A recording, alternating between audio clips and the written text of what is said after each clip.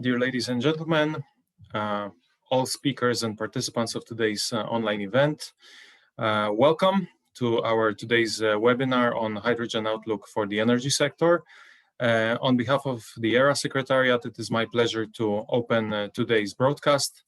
My name is Kacper Jarosz. I'm a project manager at ERRA Secretariat, and my role today will be to briefly introduce you to ERRA and our online activities, and also present the housekeeping rules for today's broadcast.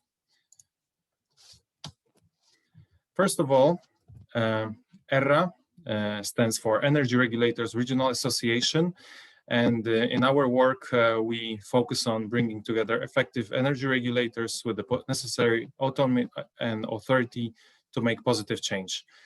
We are an interinstitutional non-profit organization, and our shared goal of our regulatory members is to improve energy regulation worldwide. We currently comprise 48 members across 5 continents. Our public activities focus on many work streams. First of all, we organize online trainings, currently online due to COVID pandemic situation. And I will say a few more words about our upcoming training in a second. Other than that, we organize free webinars such as this one, but we also have another one upcoming still this year, on energy market surveillance, supervisory tools and penalties. This is the third webinar of the series on energy market surveillance. What is more, we have an online tariff database populated by regulatory data, not only regulatory actually, data on market prices and regulatory determinants populated by our regulatory members. And lastly, what is to be mentioned here, we have a number of publications, with the most recent one issued and published yesterday on the occasion of the UN Climate Summit in Glasgow, a publication on the role and engagement in national climate action goals, where we focus not only on national targets, but the publication elaborates on approaches towards network planning and development, renewable energy sources, mini-grids, energy communities, demand-side management, digitalization, alternative fuels, energy efficiency, and other important factors from the climate action perspective that are highly relevant these days. We invite you to download the publication from our website, and also to explore other public activities that are available thanks to our work. Please visit us at erranet.org. As promised, a couple of more words about our upcoming training. This is a practical guide on setting the weighted average cost of capital, WACC, starting on November 29th, a program which is primarily designed for energy regulators, but also can be relevant and of interest to anybody from the sector who is interested in regulatory determinations in the tariff setting process, allowed rate of return. The program will last for 2 weeks, as other our programs recently. This is an online training based on an e-learning platform, but highly interactive, with lots of interactions with instructors and a lot of interesting topics of relevance. In terms of the housekeeping rules for today's webinar, as announced a few minutes ago, this webinar is recorded. Please note that all participants are muted for the duration of the broadcast. In case of any questions, please post them in the chat window. In case also your questions remain unanswered, for example, due to time constraints, we will make our best to address them via email after the event. For any technical inquiries related to technical problems, connections, whatever that prevents you from accessing the webinar, please address us at our email, which is secretariat@erranet.org. So once again, on behalf of the Secretariat, I would like to wish you a pleasant and insightful webinar, which is possible to be broadcasted thanks to the support by the Hungarian Energy and Public Utility Regulatory Authority. Thank you very much for your support, which is lasting and ongoing. And here, while I share the first slide on the webinar's agenda, I would like to introduce and give the floor to our today moderator, Mr. Paul SÁGVÁRI, who is Association's Vice Chair and also the Vice President for International Affairs at Hungarian Energy and Public Utility Regulatory Authority, who will maybe say a few more words about today's webinar's focus and also about the agenda.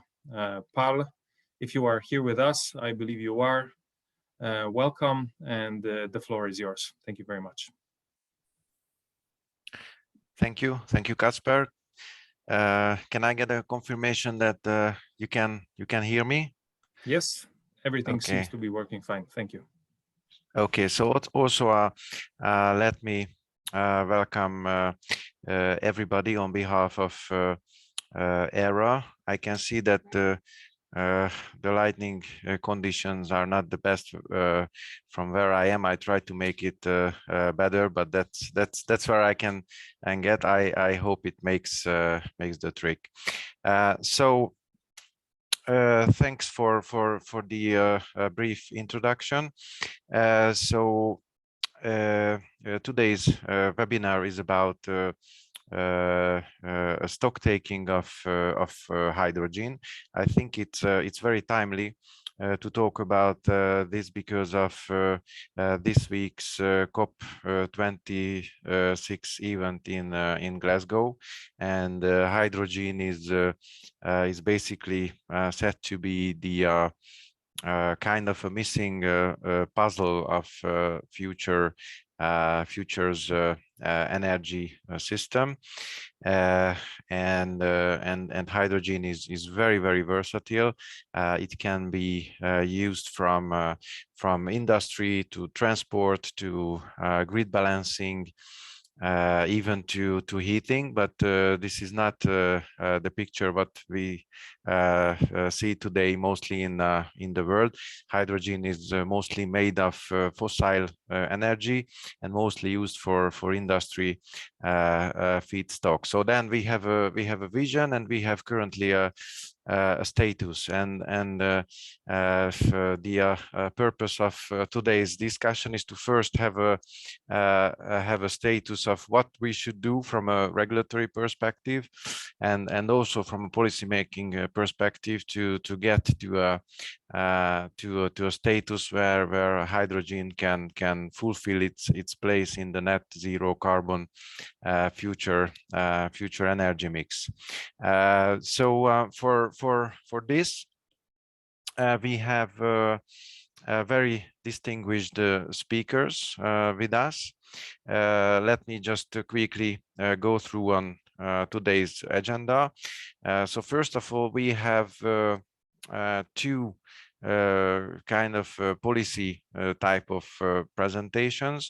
So first is a keynote address from Mr. Paul LUCCHESE, who is the chair of IEA's hydrogen technology collaboration program. Then the second policy presentation will be from European Commission's DG Energy, Mr.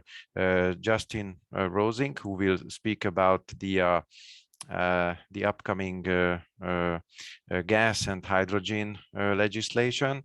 Then we will have presentation from the US hydrogen pathway from Mr. Connor DOLAN and Miss Karen QUACKENBUSH, who will have also some words about the technicalities of the hydrogen sector. So we'll speak about standards harmonization. Then I will have Mr. Cristiano FRANCESE, who is an independent expert and will speak about especially the regulatory issues and challenges of how to, let's say, incorporate hydrogen into the current energy networks. Then we will have, as the second part of today's webinar, two concrete pilot projects. The first is from Turkey, from GAZBİR-GAZMER, will be presented by Mr. Mehmet Şerif SARIKAYA, who will speak about Turkey's hydrogen roadmap in general, and also will speak about a specific project. And the second one will come from Hungary, the so-called project Aquamarine, which will be presented by Mr. Lajos ERDÉLYI. And this project is about trying the hydrogen tolerance in the gas underground system. So this is the menu for today. Let me also encourage you to ask question anytime during the presentation, and do that in typing. And throughout the whole webinar, I will keep an eye on the questions, and in the Q&A section, I will ask these questions to our speakers. If it is not answered because of lack of time, then we will send the questions to them, and I think they agreed already to send the answers after the webinar. So I think that was from my side to start, and let me just give the floor to Mr. Paul LUCCHESE from IEA TCP. Paul, the floor is yours. Thank you very much. Can you hear me well? Yes, we can hear you well. Thank you, Paul. Thank you, Kaspek. My goal is to give you a global overview of the hydrogen roadmap from my position of IEA TCP chair.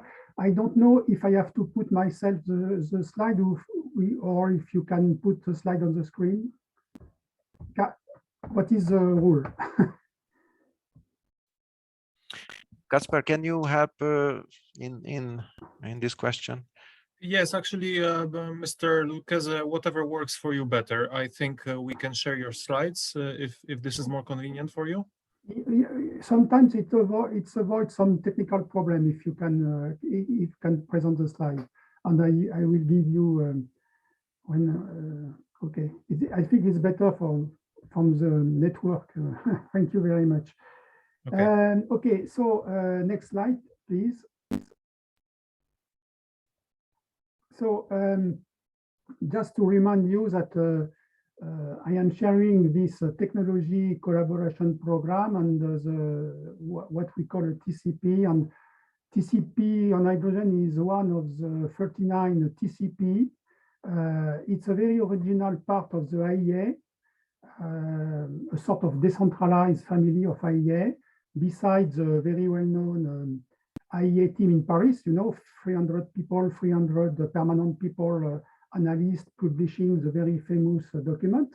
And besides that, we have a TCP on every topic on energy, of course, with a strong collaboration between the TCP and the IEA Secretariat team in Paris. We provide some input, we provide, we carry out some joint work, etc.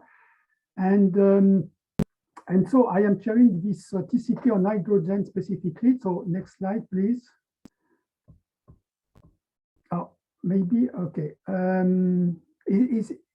Okay, sorry. I think I will present the TCP at the end of the presentation. So now, why hydrogen? Why hydrogen in the energy mix? Because of the decarbonization of the energy mix, and you know that IEA published some scenario able to decarbonize the energy system in 2050 or in 2070. There is different scenario. And in any case, we need a lot of things to combine, a lot of things to reach this goal. We need to combine a very high level of efficiency and gain in every sector. It's very, very impressive because we need to stabilize energy consumption at the same level as today. So it's a very, very, very critical objectives. Second, of course, we have to develop massively the renewables. And for example, you can see on the slide that the solar will become a very important source of energy. Third, we need also to develop nuclear energy. We need to develop CCS. Oh, my voice is slow, sorry. Maybe it's better now, I don't know.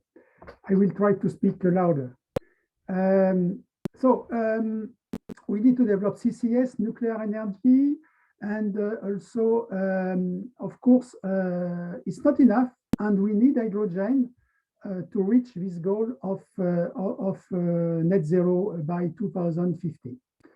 At the same time, that means that there will be also a lot of issues on the existing asset to replace the existing asset by the new asset. It's not a simple issue. We need to invest a lot. We need to develop R&D and innovation. And finally, we need also, it's a very important point, we need international collaboration. It's not because, okay, it's fine to collaborate at international level. We need to develop this type of multilateral collaboration to reach the goal. So a lot of conditions, but it's feasible. It's difficult, but feasible. And in this landscape, hydrogen is needed. Why? So on the next slide. Yeah, maybe just to remind you that just to simplify what is the role of hydrogen, we can simplify in 4 families. Of course, hydrogen could be very useful to decarbonize the mobility, part of mobility. And I have to say that we have to distinguish different forms of hydrogen. I mean, you can use hydrogen as a gas, for example, combined with a fuel cell, or you can use hydrogen to produce electrofuel, synfuel, or even to enhance the biofuel production. It's another way to use hydrogen, not directly as a gas, but through liquid or gaseous fuel.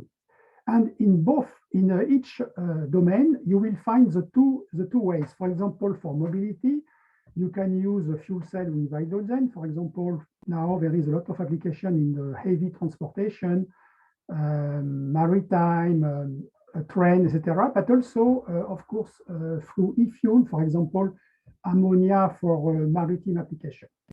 The second family is for building cities and gas network, and I guess that it's specifically the topic today. You can inject hydrogen in the gas network. You can use hydrogen for heating, etc., and both through a fuel cell or through combustion.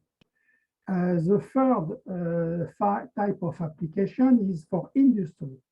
Industry is not a new topic for industry because there is some existing application in refinery and ammonia, but first you have to replace the gray hydrogen by decarbonized hydrogen, and second, you will have also new applications for hydrogen in the industry. I mentioned synfuel, but what's of the most popular nowadays, it's to try to replace the coal by hydrogen to produce steel and metals. And last but not least, hydrogen for the energy system, what we call sometimes power to power. The idea in a very large penetration of renewable is to see if hydrogen could store energy, electricity, and producing electricity again through fuel cell or through turbine. Of course, the efficiency is not very high because at the end, producing hydrogen, storing hydrogen, and producing again electricity leads to rather low efficiency. But in some case, interseasonal, at the end, it could be the only solution to stabilize energy system with a very high share of renewables. On the next slide, please. So why hydrogen? There is many publications on the role of hydrogen, but I took the last one from IEA. It was published a few weeks ago, net zero by 2050. And you see that trying to estimate the amount of hydrogen we need. In fact, hydrogen is present in a lot of applications at the end in industry, of course, mobility. And you can see, maybe you can see in blue at the end, electricity generation. It's what I mentioned before through, for example, hydrogen turbine. And you see also a part in blended in gas grid. So hydrogen will play a key role to decarbonize the energy system. We estimate between 10 and 20% of the final energy demand, which is huge because it's 5 or 6 times more than the hydrogen production today. So it's a huge challenge to scale up this demand through a decarbonized process. On the next slide. So hydrogen is a chain because hydrogen is not a primary energy sources. So you have to produce it through different processes to store, to transport, after to distribute, and at the end to use hydrogen through energy converters, like fuel cell, like combustion engine. So it's an intermediate in energy carrier, relatively complex to understand, and it's one reason why it's not so obvious to have a clear vision on the role of hydrogen. On the next slide. What are the main challenges? First, I will say scale up. I mentioned that we have to start quite from zero. I mean, hydrogen is produced only from fossil fuel today, so clean hydrogen is not a lot today. So we have to scale up to gigawatt on the maybe terawatt of electrolyzer in the next 30 years. So scale up is a very big challenge. The total cost, because hydrogen is a chain, so we have to combine the total cost of all hydrogen to be competitive. And at the end, for the end use, the business model. The second challenge is on the regulatory framework, because we need to have a regulatory framework, especially to identify green and decarbonized hydrogen.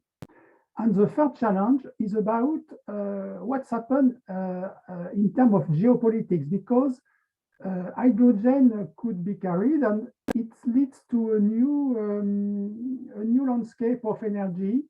There is some countries where hydrogen could be produced at very low cost. So on the next slide, I mentioned some figure about the starting point of the scale-up. I mentioned very recent news, for example, a joint venture between Plug Power and SK.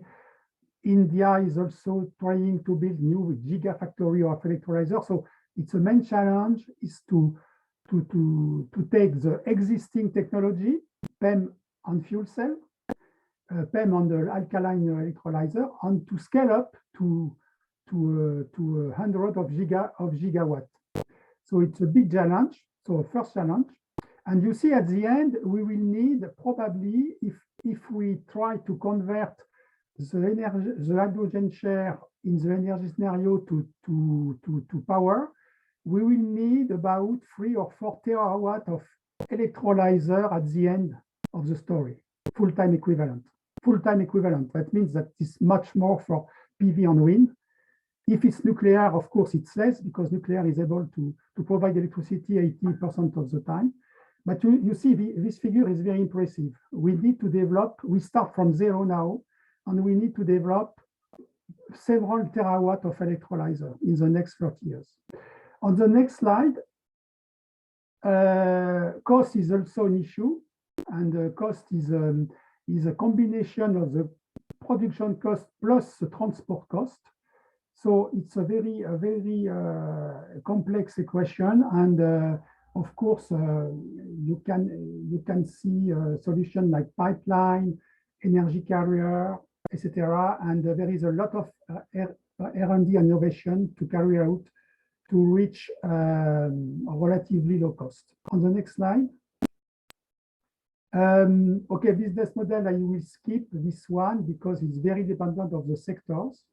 In some case, you can have some more profitable business case, especially for mobility. Mobility is easier than, for example, injecting hydrogen in the gas grid. And for the regulatory framework, I will just mention what is mentioned a lot in the newspaper, the color of hydrogen, because okay, it's not a standard, it's just for communication. But you know, we call black or brown or gray coal, the gray hydrogen, the hydrogen from the fossil, blue hydrogen, the hydrogen from fossil plus CCS, and green hydrogen from renewable. And we need to have a very strict and international regulatory framework to guarantee that, for example, if you want to produce e-fuel, the hydrogen you use is certified from low carbon or for renewable. It's a very big work, but it's in progress now, and it's a key point for the hydrogen economy. On the next slide, I mentioned just a little the new geopolitics of hydrogen, because you have now a lot of countries like South America, like Australia, like Middle East, like Morocco, where you could produce in the medium term hydrogen at the cost of €1 per kilo, which is very competitive. Of course, after that, you have to transport to the consumption area, but it's not easy.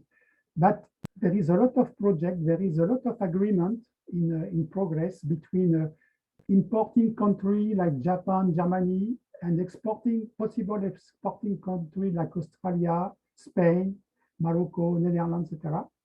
I think it will take some years before becoming in operation, because you need to develop technology, you need to develop framework, you need to be competitive, etc. So maybe it will take some years, but it seems that it's the only way to supply a large quantity of hydrogen. Okay, and on the next slide. And a final remark, what could be the limiting factors? I think for the energy source, of course, we need a lot of land and critical material to produce renewable energy, electricity. So it's the first limiting factor. It's not specific to hydrogen, but it's specific to the renewable deployment. But specifically for electrolyzer and fuel cell, we have to limit also some critical material like platinum, iridium. And at the same time, we need to develop long-distance transport infrastructure, which is not very obvious. And finally, of course, I have to mention also the safety issue, because of course now hydrogen is taken with a lot of consideration in terms of safety, but we need to be very, very careful about safety. And of course, we have to go to circular economy, recycling, etc. I think the next slide is more on the final slide, or the two final slides are more on the TCP itself, because I prefer to present you the TCP activity at the end. So this technology collaboration program is gathering 32 members. You can see the countries from Europe, Asia, America, etc. And we welcome all countries, so especially from Africa, Middle East, etc. We have tasks, and in total, more than 250 experts are involved in our work. On the next slide. Okay, so we are a multilateral international platform. That means that we offer a framework for collaboration between different countries. And our goal is to accelerate the deployment of hydrogen at international level. And the next slide will be the final slide. Just to give you a flavor of what we are doing. On the next slide, yes, we are working through working group, what we call task, and a task is a very specific on a specific topic. You can see on the slide some example of the expert group we are carrying out. It's an expert group working during 3 years, delivering some reports, some roadmap, some white papers, some organizing event. You can see that we will launch soon a work group on sustainable aviation fuel, another on e-fuel, another on hydrogen for nuclear, another on hydrogen in island, underground hydrogen storage. So a lot of group relative to the hydrogen chain, could be R&D, could be economic analysis. And each group is gathering between 10 and 50 experts. And it's a core business of our work to deliver some result and to make some recommendation to IEA or to policymakers in our field, in fact. So if you are interested to join or to build a new task, don't hesitate to contact us. We are not alone. We are working a lot with other groups, other TCP or even other organizations. So it's a very interactive work. And of course, there is so many challenges that we have a lot of things to do through this international collaboration in collaboration with IEA Paris.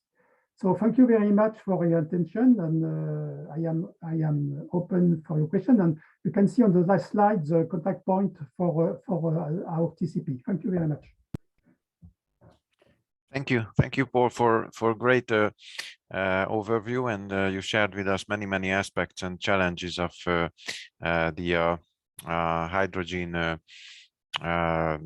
roadmap. So now I feel that the next presentation is pretty much linked to the first one, as it is also from a policy perspective. So I think I would gather them together, and after the second presentation there will be a quick Q&A session. So please feel free to shoot questions in the chat, and we will ask them from the speakers. So let me now ask Mr. Rosing from the European Commission, from DG Energy, to talk about the upcoming gas and hydrogen legislative package. Justin, the floor is yours. Many thanks. Just the first check from my side as well, to check if you can hear me well. Yeah, great, good to know. Many thanks once more to have the opportunity to present on behalf of the European Commission the various actions that have been launched and will be launched in the upcoming period to kickstart the European hydrogen markets. What I will do in my presentation is that I will address the following elements: the expected role of gaseous energy carriers in the EU energy system. I will shortly go into the European Commission hydrogen strategy that has been launched last year and which entails a list of actions to kickstart the European hydrogen market. I will quickly tell you something about the proposals of the European Green Deal and the role of hydrogen in this that has been launched this summer 2021. And lastly, I will spend some specific attention to the regulatory framework for hydrogen and decarbonized gas markets that we aim to publish at the end of this year. Next slide, please. So firstly, an overview of the expected changes in the composition of gaseous energy carriers in the EU towards the goal of climate neutrality as it has been agreed upon at the European level in 2050. So there might be some overlap with the messages of the previous speaker, Mr. LUCCHESE, but once more, it is important to state that the electrification of demand sectors is generally being considered as the most effective and energy efficient way to decarbonize the final energy demand. But we think, and it will be the case, that gaseous fuels will continue to provide an important share of the energy mix by 2050 in the European Union, which requires the decarbonization of the gas sector via a forward-looking design for a competitive decarbonized gas market in Europe. Currently, approximately 300 megatons of gaseous fuels are consumed in the EU on an annual basis, of which 95% is still natural gas or methane. They account for roughly 25% of the EU energy consumption. 20% of it is used for electricity production. Approximately 40% of it is used for heat production. Now, in line with the policy scenarios that we have launched and will launch and that underpin the European Green Deal, the goal towards climate neutrality in 2050 is the core objective of this deal. Biogas and biomethane, as well as renewable and low carbon hydrogen, will gradually replace fossil gases, and they will represent a very significant share of gaseous fuels in the energy mix towards 2050. Conversely, the share of natural gas is projected to be significantly reduced and coupled with carbon capture usage and storage technologies. So the figure that I show on this slide shows the latest projections in the consumption of gaseous fuels. This overview has been produced on the basis of the European Commission's Primes energy model, and the projections show that after slightly decreasing between 2020 and 2030, gaseous fuels will stay in 2050 at about approximately 85% of its current level. This figure shows two scenarios: the business as usual scenario, which already entails some of the policies that the European Commission has launched, and the so-called Mix 55 scenario, which is the scenario that is commensurate with climate neutrality in 2050 and the inclusion of the policies that are developed under the Green Deal to realize this. And in the last stack, you can see that the yellow part of this Mix 55 2050 stack, it shows the profound role that hydrogen in 2050 is expected to play in the European energy system. Next slide, please. So the prelude to launching several legislative and non-legislative proposals related to renewable and low carbon hydrogen under the European Green Deal has been the European Commission's hydrogen strategy that has been launched in June last year. It emphasizes the need to create a complete hydrogen ecosystem and to have a comprehensive value chain approach. In the strategy, we outlined that we envisage a gradual staged development of the hydrogen sector within the EU. We will see a ramp-up period until 2024. We will see a period between 2024 and 2030 in which hydrogen should mature and become an intrinsic part of the EU energy system. And between 2030 and 2050, renewable hydrogen technologies should reach maturity and be deployed at large scale in all hard to decarbonize sectors, industrial sectors, and heavy mobility, in our view.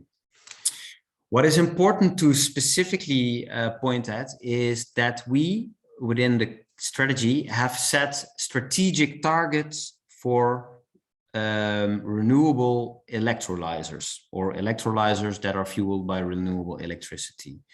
This is 40 gigawatts. We have set a strategic goal of 40 gigawatts in 2030 and 6 gigawatts for 2024. It is important in this case that we see until now that member states have already pleaded up to 28 gigawatts of this 40 gigawatts to be created. 28 gigawatts of electrolyzer capacity follows from member states' national strategies. So we see that a substantial part of the 40 gigawatt strategic objective, so not a binding but strategic objective, is already filled with member states' goals in their hydrogen strategies. Next slide, please.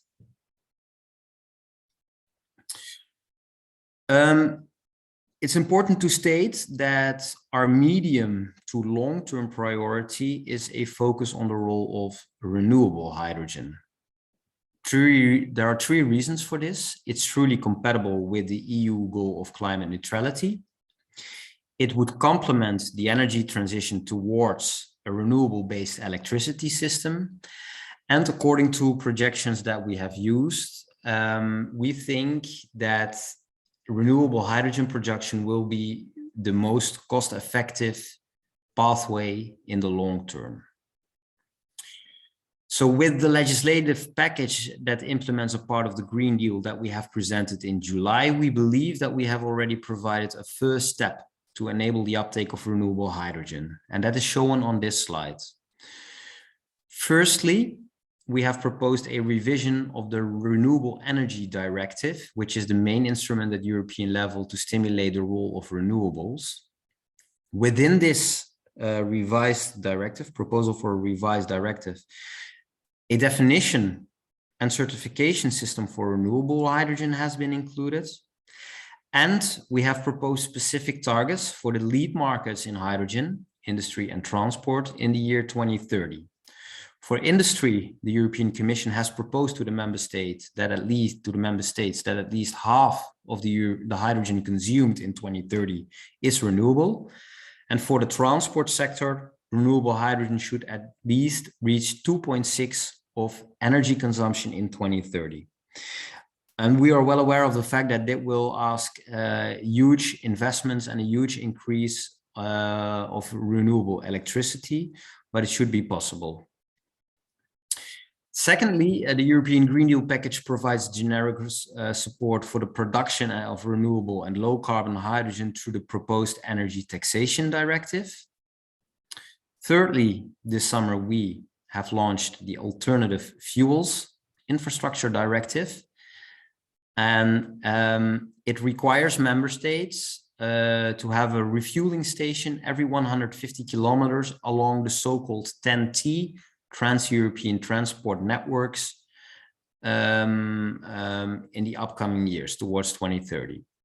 Fourthly, an important element of our package is the TEN-E proposal that was already launched in December 2020, and it introduces hydrogen cross-border hydrogen infrastructure projects as infrastructure projects that are eligible for European funding under the Connection Europe facility. Next slide, please. So we see that there will be a change in the composition of gaseous fuels, as I have shown in the first slides. And the necessary changes that are needed will not remain without consequences for the existing gas system and markets as we know them today. In our view, there will be two main pathways that will emerge using different infrastructures. Firstly, a methane-based infrastructure pathway in which fossil methane will progressively be replaced by other sources of methane, such as biomethane, synthetic methane, which are produced in a number of decentral facilities, often connected at distribution level, using the currently existing infrastructure. Also, hydrogen blending could play a role within this pathway. Secondly, we see a hydrogen-based infrastructure pathway in which a dedicated network will progressively complement the one for methane gases. And we think that this network will be partially or for a big part built by recycling current natural gas infrastructure, The reason for this, as you might know, is that the costs expected for repurposing existing natural gas infrastructure are about 25% of the costs of new build infrastructure. As a final step, we therefore aim to adopt the hydrogen and gas markets decarbonization package at the end of this year. And this package covers market design for gases and access to pipelines. So by itself, it will not deliver decarbonization of gases, but it should remove the barriers for this to happen and create conditions for this to happen in a cost-effective manner. The next slide, please. So a short look at the main elements of the hydrogen and gas markets decarbonization package that will be, as I said, launched at the end of this year. The existing gas rules are focusing on fossil-based natural gas, which is mainly important from outside the EU. And with the emergence of renewable gases and renewable and low carbon hydrogen, we have to rethink the rules to ensure that these gases, with new technologies produced, enjoy equal access to the network as natural gas and can accordingly play their role in the green transition. So within this context, the aim of our upcoming package is fourfold. Firstly, alongside one of the pathways that I just described, we aim to facilitate the integration of renewable and low carbon gases in the existing gas grid. This concerns adapting rules so that we can facilitate reverse flows of renewable and low carbon gases, primarily biomethane, from the distribution level to the transmission level. We have to adapt gas quality rules, because blends of methane with other gases, such as hydrogen or biomethane, will have consequences for end users, and we have to ensure that it will not lead to a fragmentation of the European internal gas market. Lastly, within this pathway, we will facilitate or set rules to facilitate the access of renewable and low carbon gases to existing LNG terminals. Secondly, we want to enable the development of a dedicated hydrogen infrastructure and markets. The current regulatory framework for gaseous energy carriers does not address the deployment of hydrogen as an independent gaseous energy carrier via dedicated networks. So there are currently no rules at EU level on tariff-based investments in networks or on the ownership, access, and operation of dedicated hydrogen networks. In addition, there are also no harmonized rules on pure hydrogen quality, whilst this is also very important. So consequently, there are barriers for cost-effective and cross-border development of hydrogen infrastructure and competitive hydrogen markets, whilst this is a prerequisite for the uptake of hydrogen production and consumption, this so-called chicken and egg problem. So the present proposal seeks to address these deficiencies by setting key regulatory principles for the future hydrogen market. The challenge at hand here is to have a framework for pure hydrogen networks that is commensurate with the staged development of the hydrogen market, as we have outlined in our hydrogen strategy. On the one hand, we want to prevent over-regulation of a nascent market, and we would like to introduce targeted regulation for the staged development of the hydrogen market, because alongside the development of a hydrogen backbone, we will see hydrogen clusters developing in the initial years. But at the same time, we want to create enough regulatory certainty to unfold investments in hydrogen, and that final investment decisions that are soon to be taken in many countries, especially in Northwest Europe, will take place. And we would like to avoid regulatory divergence between member states. So as said, our aim is to outline key regulatory principles, such as unbundling, such as TPA, such as network planning, and make them commensurate with the stage development of the hydrogen market.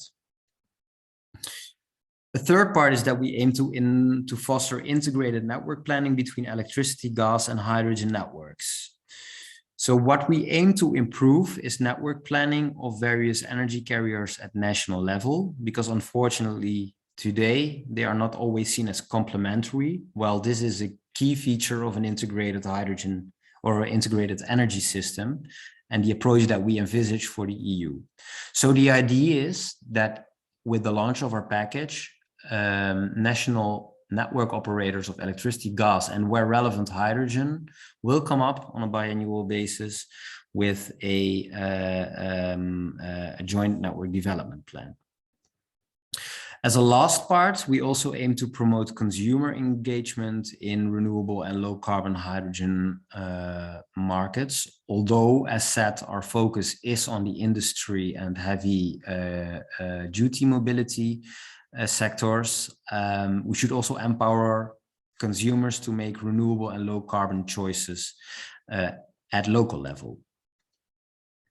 Lastly, it's also important to mention that a system for certification for renewable hydrogen has already been provided in the Renewable Energy Directive, which is part of the proposals that we launched last summer. Within our package, we will also include a certification system for low carbon fuels and gases. So with this last overarching slide on our package, I would like to conclude my presentation and hand over back to you.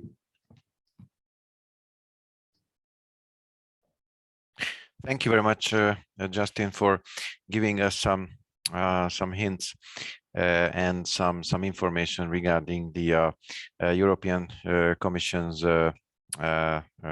regulatory vision. So now let me turn to the questions, and I see here two, and I think the best would be if I would ask this from both of you.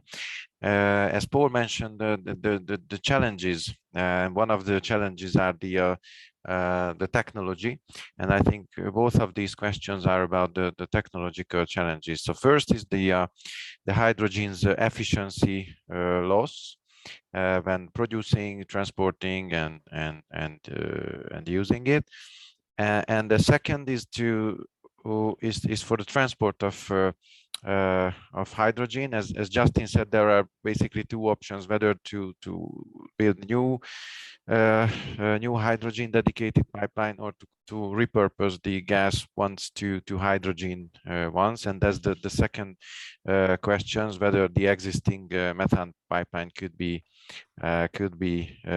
used. And I see a third one. Does you need to convert from gas mixture to pure hydrogen? Yeah, I mean, let me just turn to you, maybe first to Paul, and second to Justin, to answer these questions. Okay, thank you. For the first question, in fact, the research and development and innovation are key to improve the efficiency. I can give some examples of what we can do through research and innovation. For example, electrolyzer. We could improve the efficiency by incremental innovation for the existing mature technology like PEM and alkaline. And it will be done because when you have a technology scaling up, that means that year after year, you improve a little the efficiency. But you can have also some breakthrough technologies for electrolyzing. For example, there is some different teams working on solid oxide electrolyzer. And in this case, you need much less electricity than the low temperature electrolyzer. So maybe in a few years, you will see electrolysis much more efficient. So it's just an example of electrolyzer. A second example is on hydrogen carrier, because now the hydrogen carrier, for example, ammonia or liquid organic hydrogen carrier, in fact, when you want to put the hydrogen in the molecule, to transport the molecule and to hydrogenize the molecule, with the current state of the art, you are losing half of the energy today, half, 50%. So of course, with research innovation, we could improve this ratio, and to divide by 2 or 3 the losses. So it's just two examples of what we can do through research and innovation to improve the global efficiency. Thank you. Justin?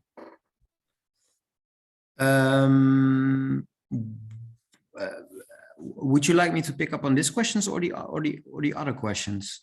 I think because there's not much that I can add, I think, on this answer. I think it would suit you more if you could elaborate a little bit on the 2 options from the future regulatory perspective of the dilemma of whether new new pipelines or repurposing. Yeah. I mean, in essence, we see, as I explained in my presentation, 2 pathways. So indeed, the usage of the existing methane pipelines to accommodate gaseous blends. And on the other hand, indeed, pure hydrogen networks, pure hydrogen pipelines. So the first one, let's say the last one, the pure hydrogen pipelines, can either be created by new build pipelines or by converting existing methane pipelines for 100% transport of hydrogen. We have seen, and that this is technically and from a safety perspective possible, but reconversion costs are needed. For example, costs with regard to compressors, and there are some technical changes, of course, that have to be made, but it could be done in a very cost-efficient way, in the sense that we explain that approximately the capex cost of repurposed pipelines is 19% of the capex cost of new build pipelines. So that's about the first pathway. The second pathway is, we know that some countries do not want to go directly for creating pure hydrogen pipelines, and that gases can be blended. We as European Commission are of the opinion that blends as such does not deliver the full added value that hydrogen can have in terms of decarbonization, and it's not the most cost-efficient approach. And once again, it's very sensitive, because industrial users always need a certain quality of gaseous energy carriers, and it's not that easy if you change the quality of, on the basis of a mix, to ensure for the off-takers to have the right quality.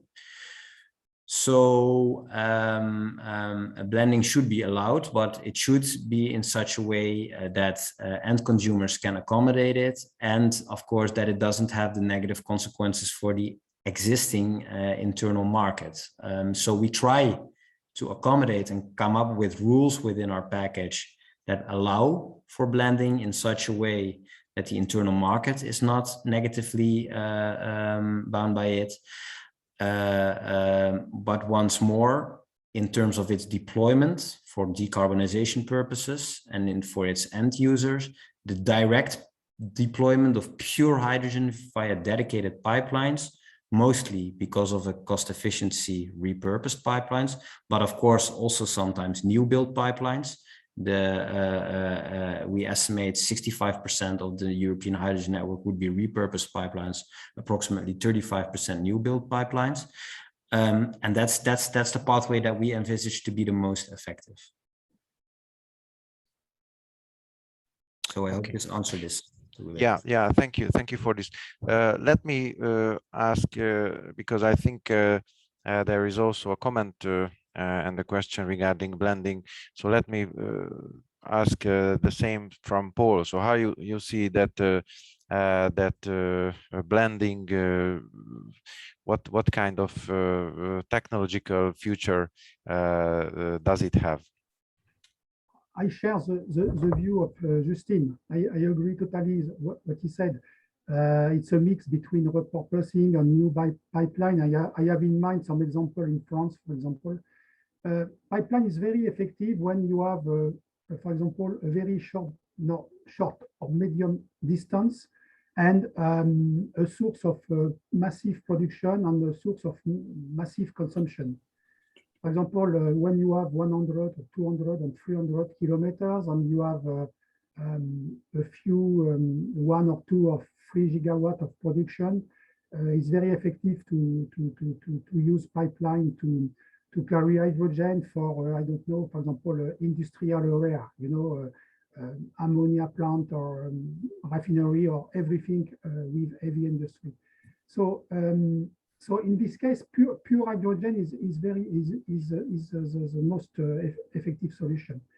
For the blending, I will say I saw some comments. It's a transition between the current situation and the future 100% hydrogen, but it's not linear. You know, we will go to maybe, I don't know, there is some limitation, 7% up to 20%, and after we will go directly to 100%. It's not. I don't think we will go step by step from 1% to 100%. It's not linear. It's just to start the hydrogen economy, and after we will go in some case for 100%, etc. And there is very interesting project from the gas grid, European gas grid operator, to build this famous backbone. I think Justin mentioned in Europe, for example. And even to extend for, I don't know, for example, from Morocco. Morocco is one very serious option to produce massively hydrogen. Why not build to extend this network to Morocco, to Tunisia, to Middle East, to like we did for natural gas.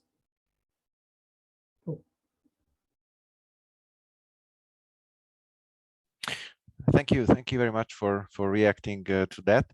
And now, before we move on, let me just bring in another aspect besides the technological challenges is the cost, and there is a specific question which is addressed to Justin, but I think I ask the same from both of you, and the question goes like that in general, that basically the hydrogen currently out of the methane, it's the cost is much lower compared to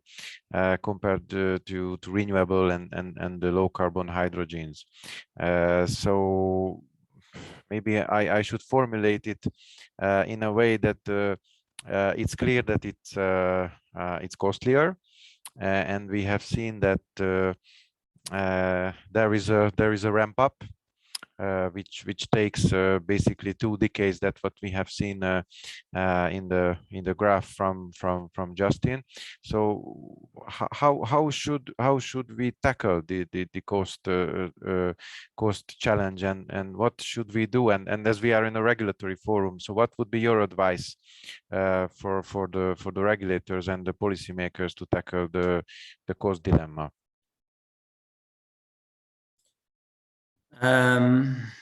Oh, that's a good question, of course. Firstly, let me say, let's wait before we have launched, of course, our proposal when it comes to questions and options for the regulators. Well, I fully agree with the comment that has made by Mr. Golas on the costs. On the other hand, we know that currently renewable hydrogen is very expensive. I don't have the figures by heart, but I think the assumption is that we could go to a price of 2.5 euros per kilogram towards 2030. We should, of course, also be aware that we are talking about a market which will develop in the upcoming 20-25 years. So price projections show a decrease, but at this stage, it is of course uncertain, and let's keep the long-term role of hydrogen into account and not decide on its role based on current prices. I think that it's clear that the biggest challenge relates to hydrogen production. I mean, with the way at which we look at infrastructure, we already try to find the most cost-efficient approach with repurposing. There are, of course, many instruments at European level being developed, financial instruments, in order to bring down the costs of electrolyzed produced hydrogen that should and could play a role in order to bring down the prices. And once more, for the end users, we should look at hydrogen, in the deployment of hydrogen in the most cost-efficient way. And there, once more, I would like to stress the importance of the pure use of hydrogen instead of the perhaps blended use, because that might coincide with many costs, adaptation costs for end users. So we are well aware of the price challenges. There are different instruments, financial and legal instruments, hopefully to tackle them. But the long-term role of hydrogen and uncertainties will remain there. But we are pretty convinced that with our package, we have set the right way forward in making it as cost efficient as possible. Thank you, Paul. You want to comment? Yes, you know, when you have a look on the national strategy, most of the strategy are supporting for the next 10 years, are compensating the price difference between the green hydrogen and the market price for hydrogen. So it's for the next 10 years, we know that hydrogen will be very costly to produce in Europe, for example, and we need a subsidy or incentive to compensate the difference. Many tools, contract for difference, etc. But what is not certain is what will happen after 2030, because I think the heart of the discussion will be: do we develop the international trade of hydrogen? And in this case, hydrogen will become a commodity. For example, at the end, maybe if research and innovation make some progress, etc., maybe it will be more interesting to import hydrogen than to produce at local level in some cases. So it's not certain. We don't know the future, but it will depend on the cost of transport, on the regulation, international regulation, and at the end, because from the facts itself, it's sure that we could produce hydrogen at very low cost in some countries. There is no doubt, because we know that, for example, you know, the last call for PV in Saudi Arabia, I think it was 1 cent per kilowatt hour for PV. So when you have 1 cent per kilowatt hour, you can produce hydrogen at €1 per kilo. There is no problem. But what will be the development of international trade in 10 years? If we are able to answer this question, we will be able to answer the question of public incentive and the cost of hydrogen. Thank you for both of you. I see two comments confirming that. One comment is that as we go on, the price and more applications and deployments will be there, the price will go accordingly. And the second is that second opinion is that we should first use green hydrogen to reduce the need of the current hydrogen need made from fossil. So that should be the first step. So at this point, let me close this part of the discussion for the Q&A. I know that there is a question which was not answered regarding the electricity regulatory aspects, but let me keep that to the second part. I think it fits better. So let me thank for Paul and Justin for your contribution. Please stay with us if you can. And now let me turn to our next speakers. So that's a view from the US. So we will have two speakers from Fuel Cell and Hydrogen Energy Association, Mr. Conor Dolan and Ms. Karen Quackenbush. And they will speak about hydrogen development in general and specifically from standards harmonization. So the floor is yours. Thank you so much, and thank you again for this opportunity. We really appreciate it and are looking forward to sharing some updates with you all today. Let me go ahead and get this going. Can you see the screen okay? The presentation? Great. Thank you all. I'm Conor Dolan. I'm the Director of External Affairs for the... Excuse me, Mr. Dolan, if you could just change the display settings and swap the presenter. Better? Yeah, thank you very much. All right, thank you. I'm Conor Dolan, the Director of External Affairs for the Fuel Cell and Hydrogen Energy Association, and I'm joined by my colleague, Karen Quackenbush.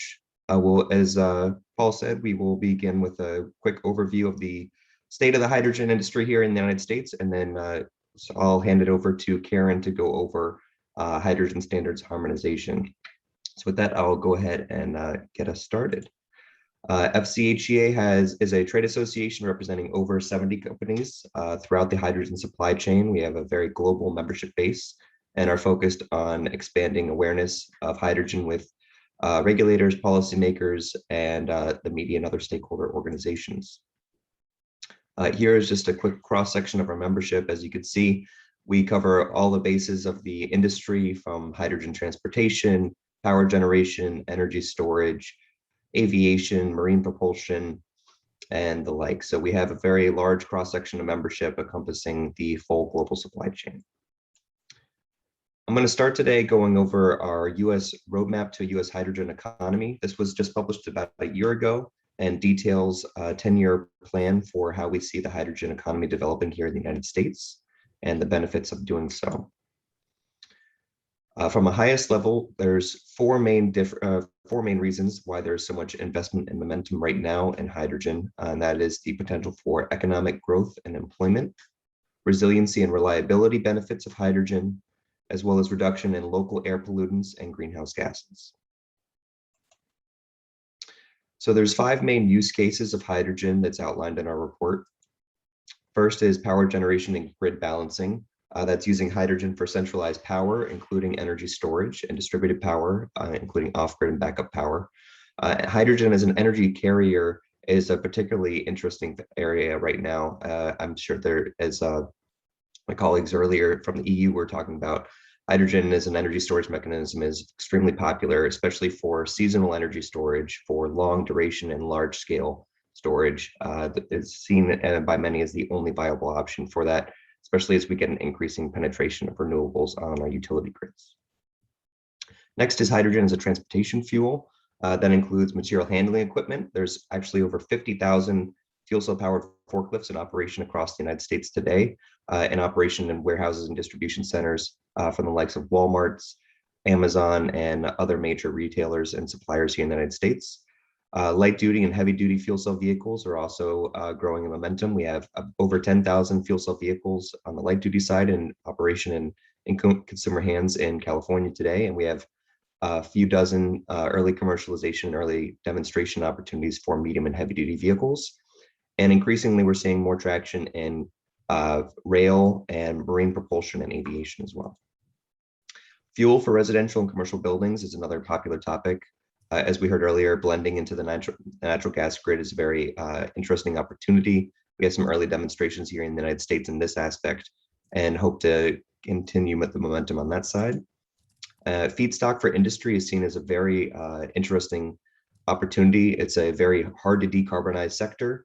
So being able to use hydrogen for the production of ammonia, steel, or cement is a extremely important aspect for climate change activities. In particular for steel, for instance, you can replace the coal that's used for the high heat element in steel production with hydrogen for a decarbonized green steel production. Long distance transportation and aviation and marine propulsion is also very interesting for this aspect, as well as another hard to decarbonize sector. And then finally, fuel for industry. So here's where we are today with the hydrogen industry in the United States. There are a number of markets that are already mature, including material handling equipment and distributed power generation, powering data centers, hospitals, grocery stores, universities, and the like across the country. We're under development right now with our early market for vehicles, particularly in California, and hope to be expanding that into other markets by the middle of the decade. Pilots and engineering analysis are underway for blending hydrogen for heating purposes, and high-grade industrial heat is also underway right now with pilot projects. By the end of the decade, we would like to see a more commercial, mature market for a lot of these areas. So here's the state of the hydrogen market today in the United States. There's about 11 million metric tons of hydrogen that's produced annually, primarily from steam methane reforming. We believe that we're going to see a large-scale transition to low-carbon hydrogen. We take a pathway neutral approach to low-carbon hydrogen. That includes, all forms of low-carbon hydrogen production, so water electrolysis using low-carbon electricity, reformer-based hydrogen with carbon capture and storage, or using renewable natural gas feedstock, or a combination of both, as well as other pathways such as gasification of waste and byproduct hydrogen from industrial processes. So again, we take a very pathway agnostic approach to this. In the next 10 years, we see a very large ramp up in hydrogen production in the United States, and a very significant one by 2050. Ultimately, we believe that 14% of US energy demand could come from hydrogen in the United States by that time. What that is going to accomplish is by 2030, we're anticipating large investments annually in economic growth. So by $8 billion a year by 2030, as well as 500,000 new jobs by 2030. By 2050, we believe that this is going to expand up to $750 billion in revenue for the US economy, 3.4 million jobs, using 100% domestically produced hydrogen, which would provide a 16% reduction in CO2 emissions and a 36% reduction in NOx emissions in the United States. So to get there, the roadmap is not on autopilot. There's a number of pathways to get there. Our first one is setting the North Star. We believe that dependable technology neutral decarbonization goals is a critical pathway of seeing this hydrogen future. The next aspect is kickstarting markets. That includes incentives to build, to promote market launch, supporting infrastructure development, expanding hydrogen use, and increasing hydrogen procurement. Right now, we are seeing a lot of activity in this space, especially in the United States, with the bipartisan infrastructure bills and the reconciliation tax packages, with both including significant hydrogen provisions that would dramatically expand hydrogen growth. That includes a potential clean hydrogen production tax credit that would provide up to $3 a kilogram for hydrogen production, $9.5 billion in hydrogen activities in the bipartisan infrastructure bill that would support infrastructure development and growth, and a number of other provisions throughout both those bills that would continue to kickstart these markets. And finally, and I think relevant to this group and the remaining of the presentation, is making systematic changes. That's including supporting continued R&D, supporting outreach and workforce development, and of relevance to this group is harmonizing technical codes and safety standards, and reviewing energy sector regulations to ensure they account for hydrogen. Ensuring an appropriate regulatory environment is a really key aspect of continuing to see this growth and momentum in the hydrogen industry in the United States and around the world. And with that, I will now hand it over to my colleague Karen to discuss the regulatory environment. Great. Thanks very much, Connor. Industry has been using hydrogen safely for many decades, and we're looking at a number of new approaches and applications in some of the public policy. So I wanted to talk a little bit about the importance of and how FCHEA works with our members to engage industry in the development of codes and standards.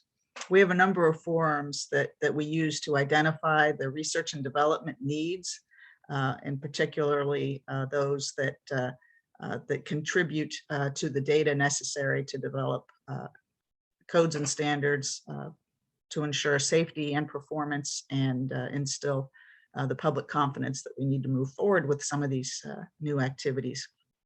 We conduct a number of technical working groups focused on stationary fuel cell systems, transportation technologies, including the infrastructure to support vehicles, and portable power applications and others. And we also participate directly in the technical committees that are developing standards with opportunities for our members to engage through review and comment on developing drafts.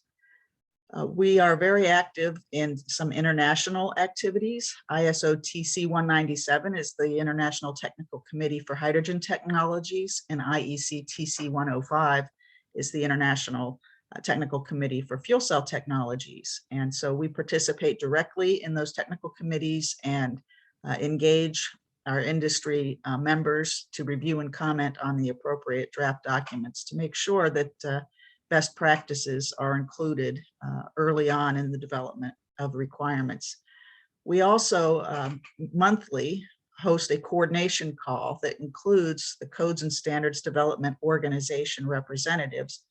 So we have folks who report and coordinate on the IEC and ISO activities, as well as the national activities that we have in the US. Next slide. So the importance for industry is to ensure that in the end we have a number of documents that support safety and performance and wide-scale deployment, worldwide deployment of technologies that don't require multiple sets of requirements. So we have a lot of open meetings to allow industry to contribute to developing requirements and for the codes and standards development organizations to understand what each other's doing to try to avoid duplication of effort.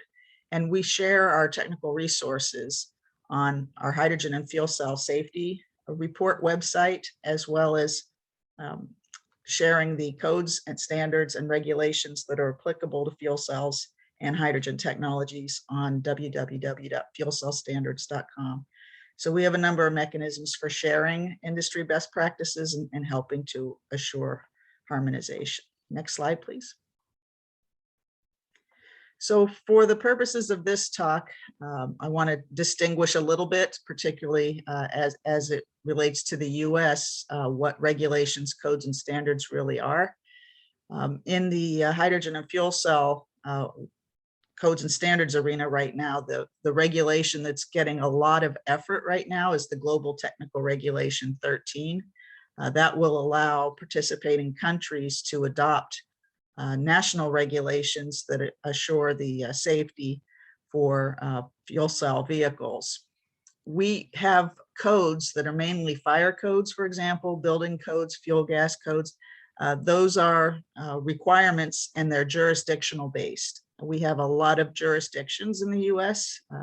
Each city or county or state or region might have their own codes, but we work on the development of the model code that's used as the model for each of those jurisdictions to help reduce technical inconsistencies and really help ensure that the latest information and best practices are included for these technologies.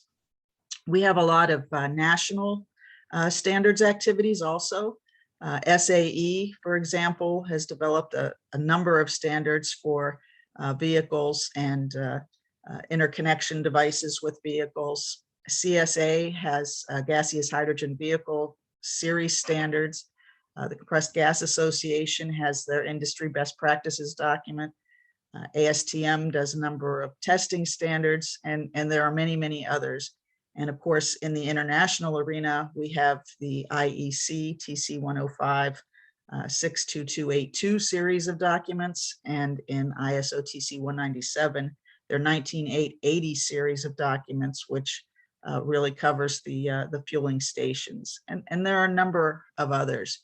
And the way that that they help ensure industry best practices are by engaging industry through as many mechanisms as possible within the working group and various reviews, but also the basic considerations for hydrogen safety technical specification, technical report that ISO has published was very much based on NASA's experience with hydrogen safety. Early on, that experience was brought in to help set the basic standard for safety. And we also have similar technologies such as natural gas, which had a number of codes and standards as starting points for hydrogen, and building upon those, being sure to account for unique properties of hydrogen as well as specific materials that needed to be used and the use applications. And as we learn more with modeling as well as real world experience, we make sure that we incorporate those learnings into the new standards that are being developed, as well as revising the existing published code standards and regulations to keep them current and ensuring that they always reflect best practices. Next slide, please. Okay, so this is a slide that Connor showed earlier, and I've just added some examples of the code standards and regulations that come to mind for each of these uses that Connor described. So we talked about some of these already, but with power generation and grid balancing, it's certainly worth noting that in the US, we have IEEE 1547 that allows grid interconnection. And we are working closely now with IEEE as they are planning a revision of 1547 to begin next year for publication 2 to 3 years later, and have reached out to FCHEA to help ensure that revision work includes an understanding of fuel cell energy systems, which include, of course, electrolyzers. So we're working closely with them now to help ensure that we bring that expertise to the next revision of IEEE 1547. And you can see some of the other standards that apply here. There are standards now nationally and internationally, because a few years ago, a great deal of time was spent developing and harmonizing requirements for the purity of hydrogen, specifically for PEM fuel cell road vehicles. You know, it's pretty significant to have a technical specification now that allows end users to work with their gas suppliers to ensure that the hydrogen that's being delivered and then ultimately utilized doesn't provide contamination to the fuel cell system. So these are just some examples of the myriad code standards and regulations that apply to this sector. But it's important to note that with a broad use of hydrogen, as we see in this, there will be a need for further standards that haven't yet been started. And we heard some discussion about some of those potential applications. So I'll go through some of those next. Next slide, please. Okay, so we are working closely with the international community for hydrogen and fuel cells, as well as the national work. We have national standards through CSA, and they help adopt the North American adoption of IEC TC 105 standards, for example, and NFPA 2, which is the hydrogen codes in the US, the model code, we participate very closely with those, as well as the SAE Fuel Cell Vehicle Safety Task Force, and I mentioned IEEE before. So it's important for harmonization that you have some members in common, for example, and review by the industry folks who have the experience in these areas to help ensure that the safety and the best practices from new learnings can be incorporated into the documents as they move forward. Next slide, please. Oh, that's it. All right.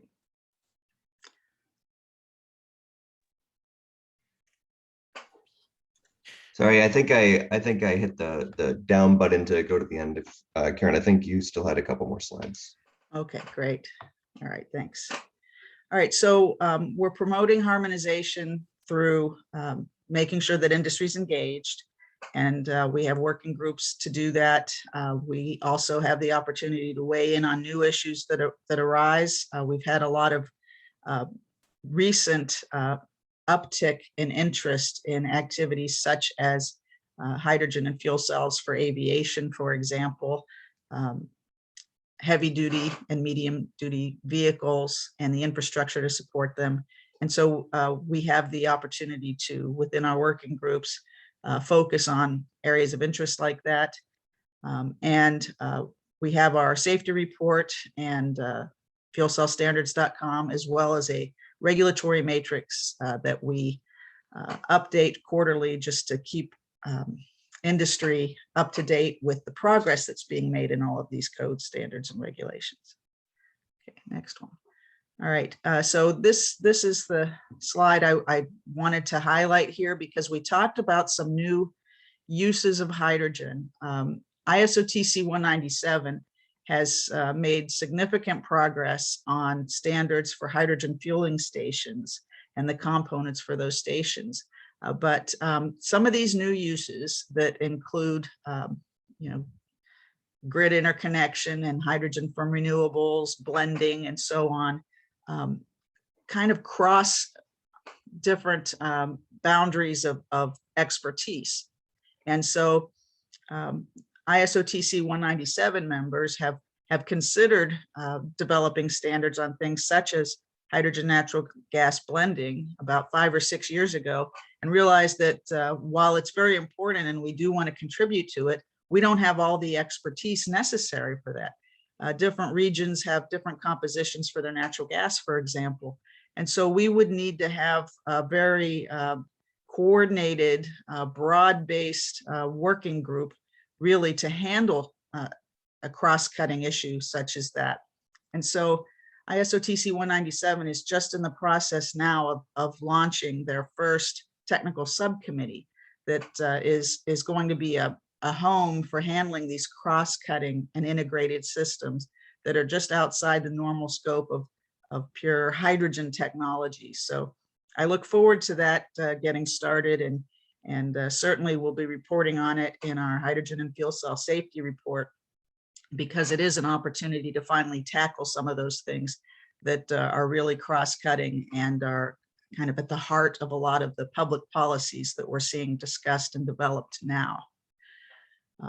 Also, with regard to harmonization, a number of the standards that we have now for hydrogen vehicles and stations, for example, were modeled on natural gas vehicle standards, but necessarily looking at the differences with regard to the properties of hydrogen, the pressures used, materials compatibility, and that type of thing.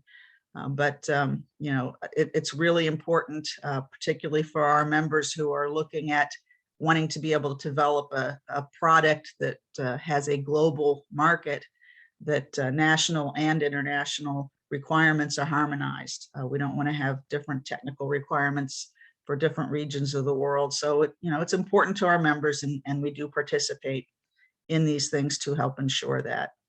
And we have the US model codes as well as regulations, which really want to reference standards that are developed that utilize industry best practices. So that's why we tend to focus on the standards and then helping to ensure that they can be referenced in the model codes and regulations.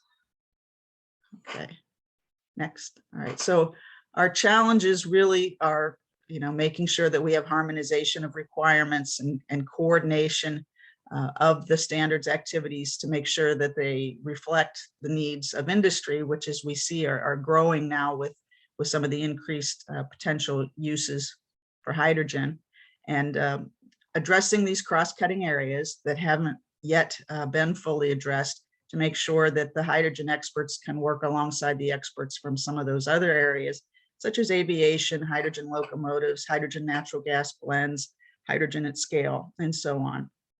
And then making sure that here in the US, we can adopt those international standards with or without national deviations as needed, and harmonizing our building and fire codes to make sure that we can reference these new published standards as they develop, and then working with regulators to make sure they're aware of the new current codes and standards so that they can be referenced. Okay, next. Okay, so right now we have a number of complex systems that are being considered. The standardization technical committees only cover their defined scopes, and hydrogen is now being considered for a lot of other technology sectors.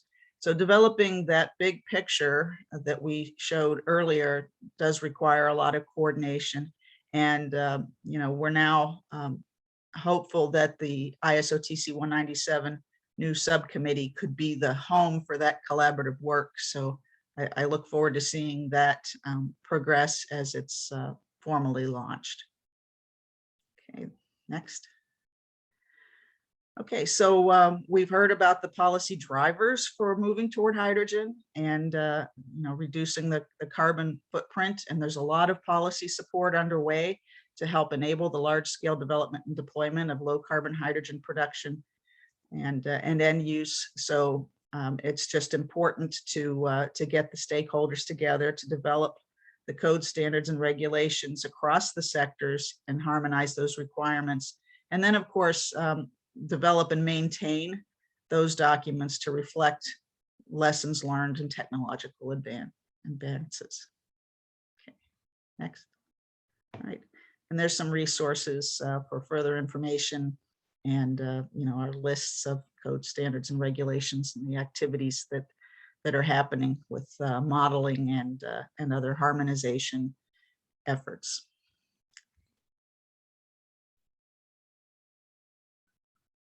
All right, thank you. Thank you very much for this great overview. It's clear that in the US it's pretty much advanced, the harmonization of the codes, the grid codes. Clearly in Europe, we don't have such a harmonized hydrogen codes as we do for the gas sector. I don't know if you're dialing in from other parts of the world, you can comment whether you have such a harmonization for the hydrogen sector. I think it would be an interesting point.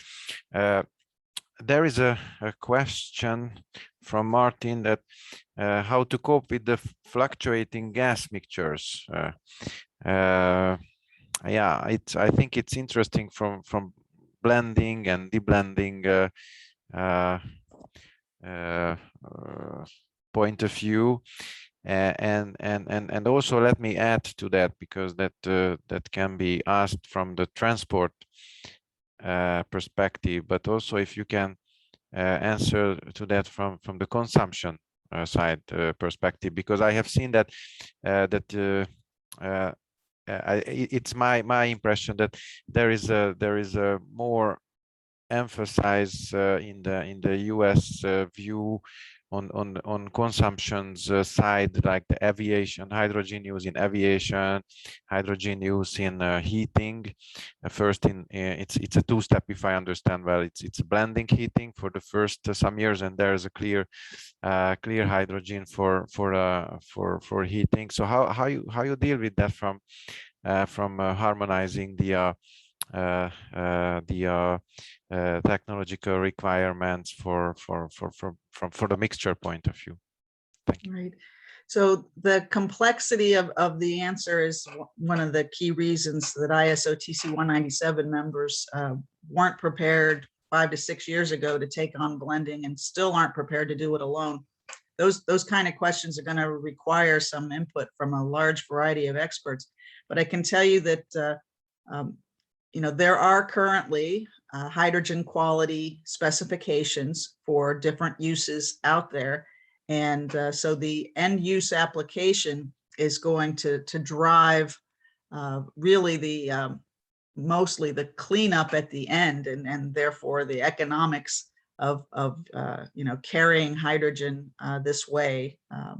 So for PEM fuel cells, it's a extremely pure type hydrogen with testing requirements. So there are a number of ways that it can be achieved, but I think that there are going to be as many answers as there are opportunities for the hydrogen to be used at the other end. So I do look forward to seeing some international standardization work for hydrogen natural gas blends move forward.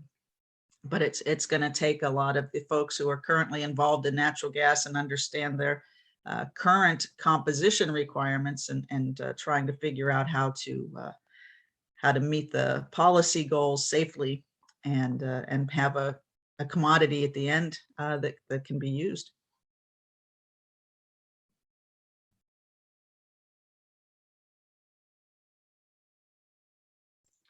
I believe you're muted still.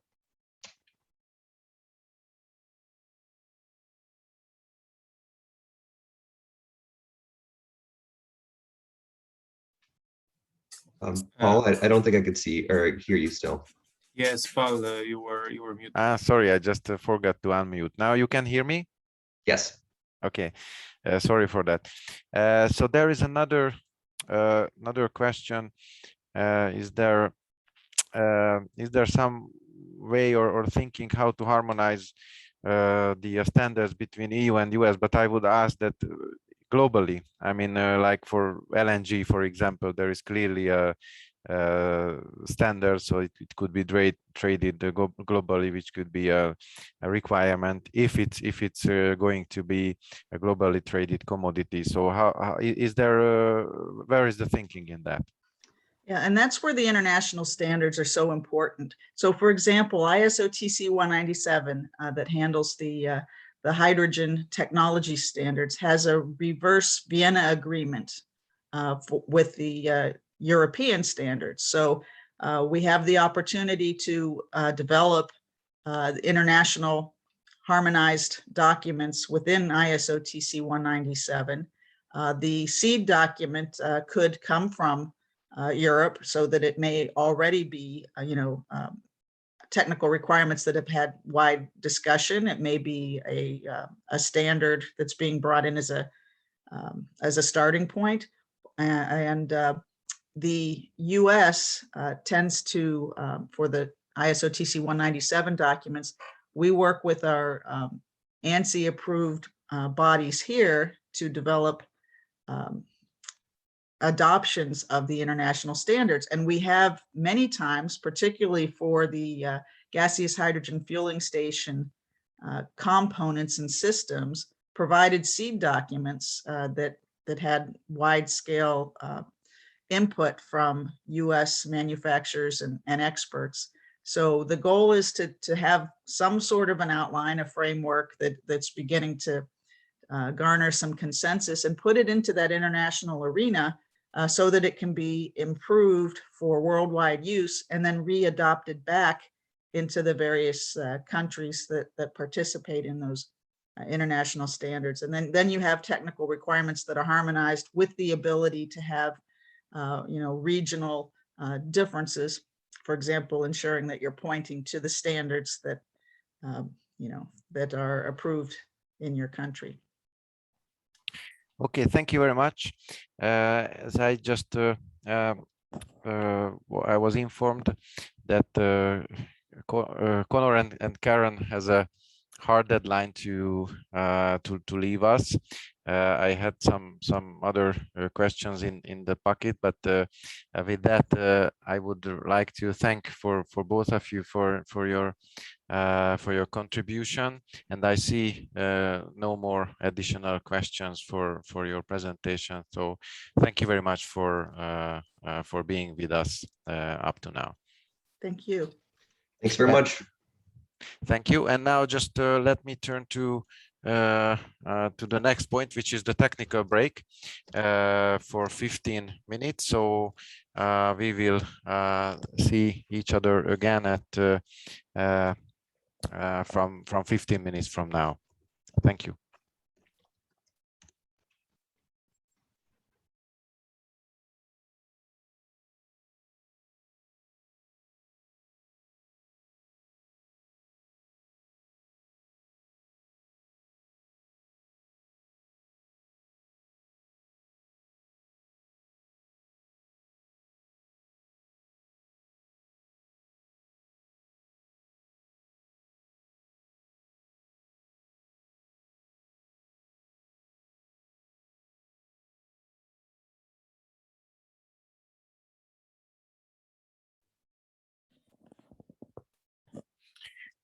Hello, everybody. Welcome back to our hydrogen webinar. I hope you can hear me. Let me get a confirmation.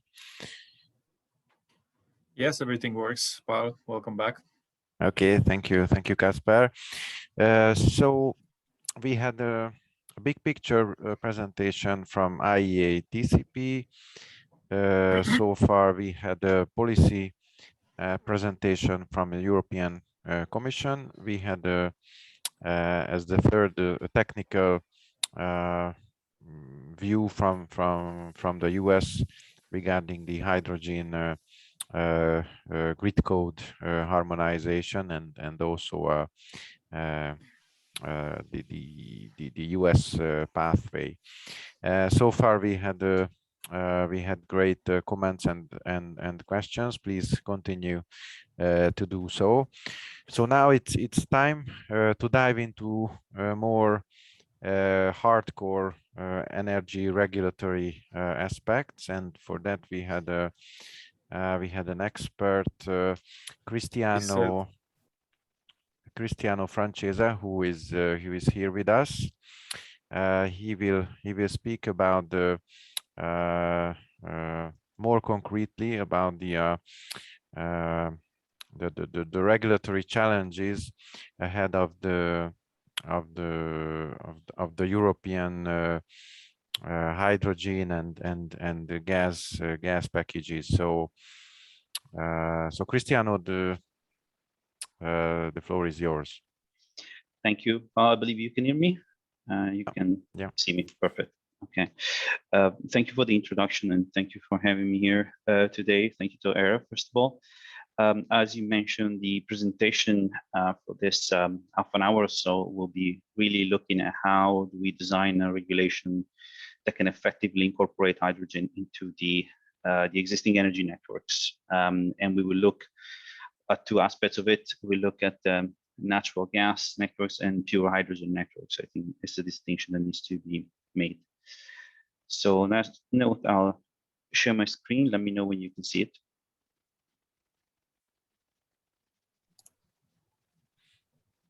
Yeah, it's great. We can see it. Perfect. So the topic of today is really to give say independent view, if you like, on what could be some of the key concepts within the regulatory framework that allows for an effective implementation of hydrogen into energy networks, natural gas and pure hydrogen networks when they when they materialize. The reason to choose this approach, as we will discover later on in the presentation, is very much driven that fundamentally two options that we have when it comes to hydrogen, either injecting in gas networks to the extent that is technically feasible, as well as to develop pure hydrogen networks. And the idea, at least from my side, is indeed that any regulation that is really forward-looking would tackle both of these aspects and would come up with at least some principles that are suitable to allow the business to, the hydrogen business and the hydrogen economy to thrive in either of these directions. And I believe we can all agree that we need certainly some level of clarity and a level playing field, and when it comes to both of these possible uses of hydrogen, or say injections of hydrogen, if you like, within energy networks. So on that note, what we'll look at today is first of all preliminary step on the policy decision on hydrogen. What is the policy background on which regulation needs to be built? And the reason to do so is that the policy decisions that we have already in our hands give somehow a framework for what should be done, or how regulation should be tackled, at least on a conceptual level. We'll look at the role of natural gas infrastructure operators within the hydrogen economy, and what has already happened to some extent, or what the way they're moving in this context. And then most of the discussion will be around effective hydrogen regulations for gas networks. And when I use the word gas networks, I mean both types of networks, as mentioned, both natural gas and pure hydrogen ones. So diving into it, you all know, and certainly are aware of the hydrogen policy documents that have been published by the European Commission. What I see here is indeed obviously a focus in both in all these documents on creating a hydrogen economy as a policy goal. And I think this needs to inform any regulatory work that is being done around hydrogen. Fundamentally, we have a policy decision that says that hydrogen is a key fuel to decarbonize different sectors of the economy, for sector coupling, and also for increase of security of supply. So we have a clear role for hydrogen within the overall transition, if you like. And in order to create hydrogen economy, you need to create a value chain in the first place. And if indeed, as mandated by policy, the role of the regulation is to support the creation of such hydrogen economy, then it is also to support the creation of hydrogen value chain. So we will need a consistent regulatory approach across production, transportation, supply, and consumption, let's say, of use of hydrogen, and that needs to be coherently structured. Doesn't mean the regulation needs to cover all of the parts of the value chain to the same extent, but certainly we need to design a regulation that is value chain based in that respect, to make sure that we're not developing certain regulation or regulation on certain parts of the value chain in a way that is not compatible, is not supportive of an overall hydrogen value chain. And last but not least, whatever is said today, it's inevitably a regulation that is tailor-made to the current status of the hydrogen business. And I want to stress this point because we're still, to some extent, in the early days, especially if you're thinking of pan-European hydrogen value chain or business. And if we're talking about European regulation that then applies across all of Europe, we need to take this current state of the market into account when defining regulation, when defining regulatory provisions, meaning that 10 years, 5 years from now, or even sooner, we may have different requirements from the business. And inevitably, regulation needs to be a bit more dynamic in this respect and be able to adapt very quickly. And effectively focus, as I mentioned before, on value chain creation and on demand creation. So in discussing and putting this framework in place, we have, as mentioned at the beginning, the two fundamental energy networks that need to be touched upon. One are the natural gas networks, and the question there is, how do we tailor existing regulation for that?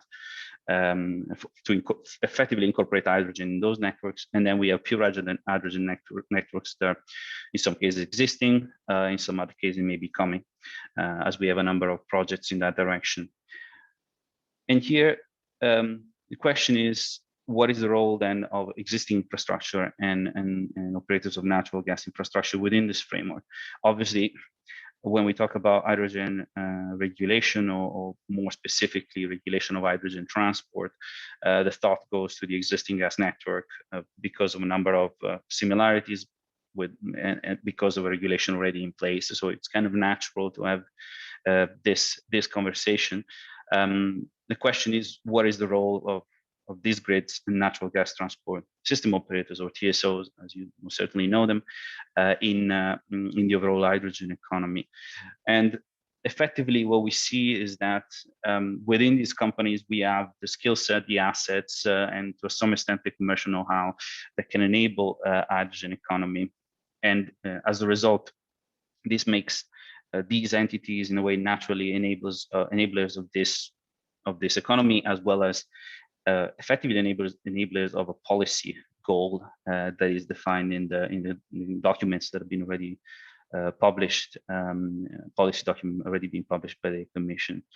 And effectively here, then if that indeed is the role, we'll need to rethink regulation, also existing natural gas regulation, in order for these players, for these TSO to play this role and to achieve the policy objectives that regulation should serve in the first place. Effectively here, what we already see is that these operators of gas infrastructure have already started operating across different parts of the hydrogen value chain.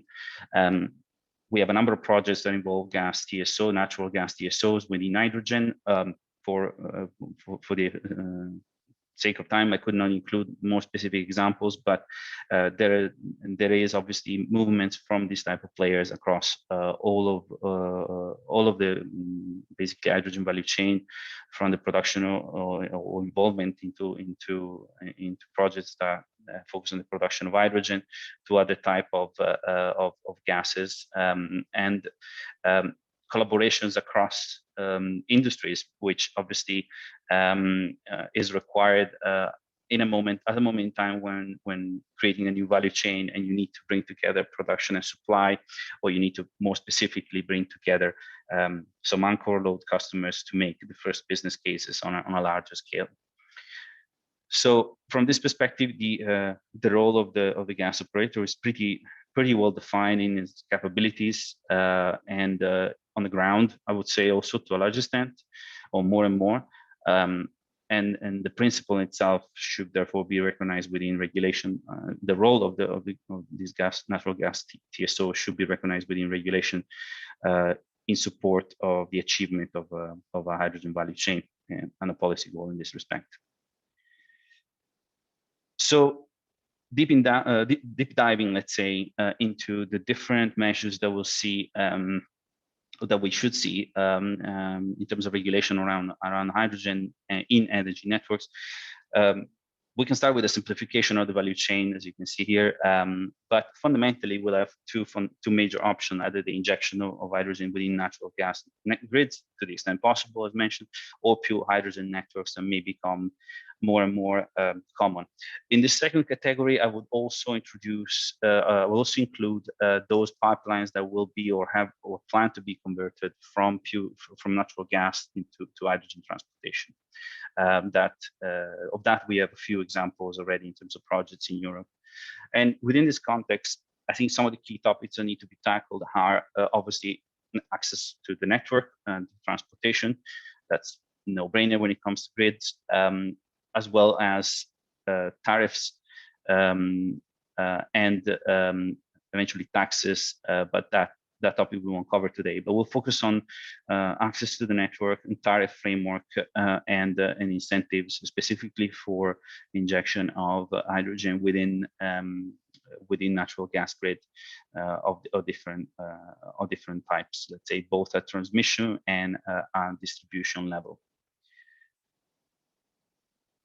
As an overview of what needs to be tackled. We obviously, well, obviously to some extent, inevitably have rules about unbundling, following from the concept that was designed and defined before. If we are recognizing obviously the role of natural gas grid operators within the hydrogen economy as enablers, then we will need to some extent review and refine the rules about unbundling that today apply to these grid operators as per current regulation, and we'll touch upon that in a minute. Network access, so the rules for the management of transportation capacity. Here we're focusing more on pure hydrogen networks. Tariffs as well, that when it comes to injection of hydrogen into the natural gas grid will need to be designed or tailored to facilitate that process. And we have some past examples here as well as tariffs, obviously, for pure hydrogen networks, which is a separate discussion. And then the process of repurposing gas pipelines, which is talked about and considering a number of projects that I mentioned, but should be defined in regulatory terms. And how do we do that? And also how that mechanism would affect, obviously, the existing natural gas grid that would see a part of them being repurposed for other reasons, basically. So moving on the first topic of unbundling and the rethinking of existing rules. Now, when regulatory authorities evaluate, obviously, the unbundling provision or the need for unbundling, what we're effectively evaluating is the risk of involvement of regulated entity, grid operator in this case, within a competitive business. At least that's conceptually what's being carried out and also in practice. And that's fundamentally the reason to add unbundling rules in the first place.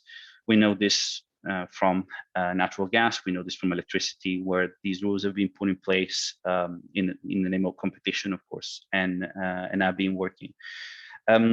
We'll need to ask ourselves now, what happens within the hydrogen business, and do we need the same rules? Are these rules conflicting or not with the aim of achieving an hydrogen economy, keeping in mind our role that we designed before for natural gas grid operator as enablers of such economy?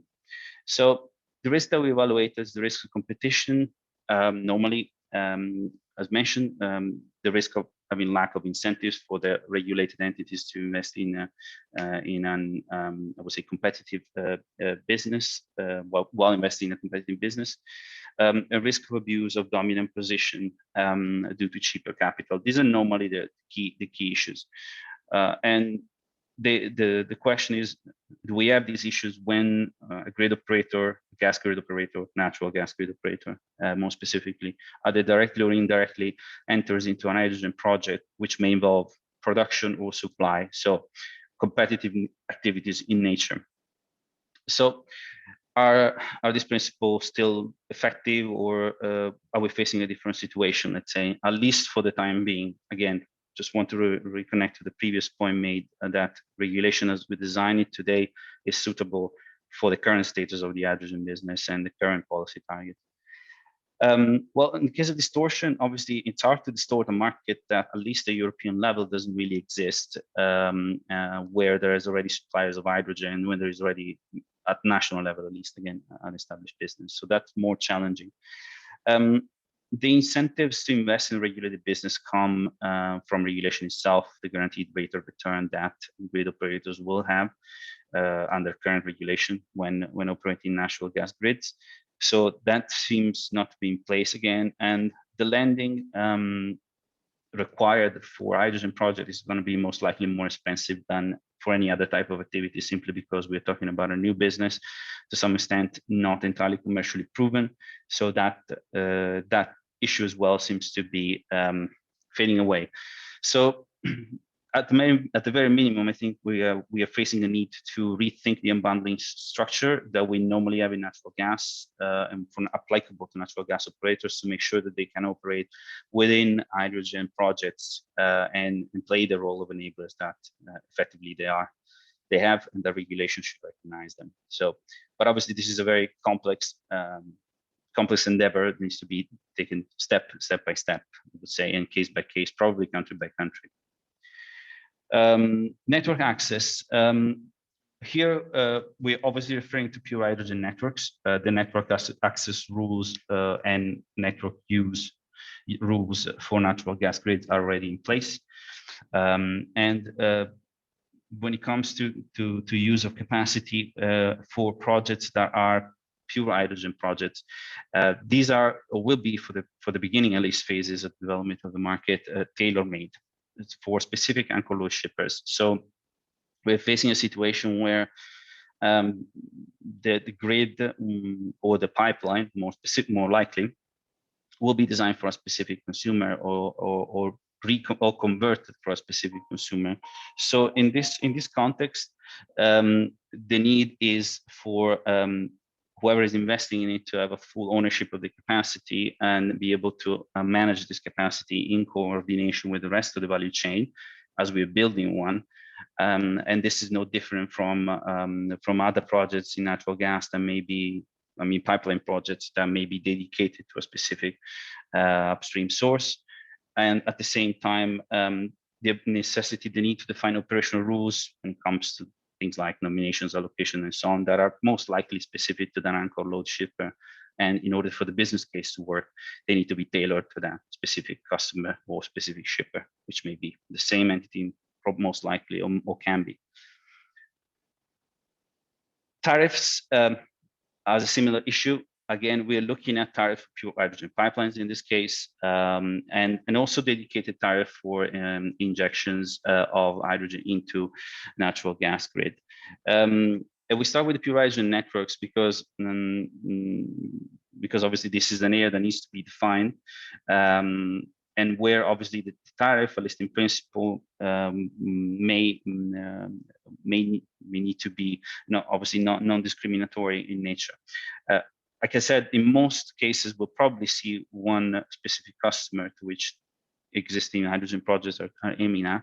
So we may have less issues there, but the tariff regime obviously here needs to be developed and set by the pipeline developer with regulatory boundaries. The logic remains the same. We are developing a hydrogen project, most likely for a specific customer with a specific business case that is tailored to that customer or small limited range of customers. That imposes certain economic requirements on whoever is developing, most likely not just the pipeline, but overall project. But that doesn't mean that there shouldn't be any regulatory oversight, but we have some examples, mostly in the US actually, where maybe point-to-point pipeline have been designed with a specific rate of return, negotiated with the regulator and justified within certain boundaries.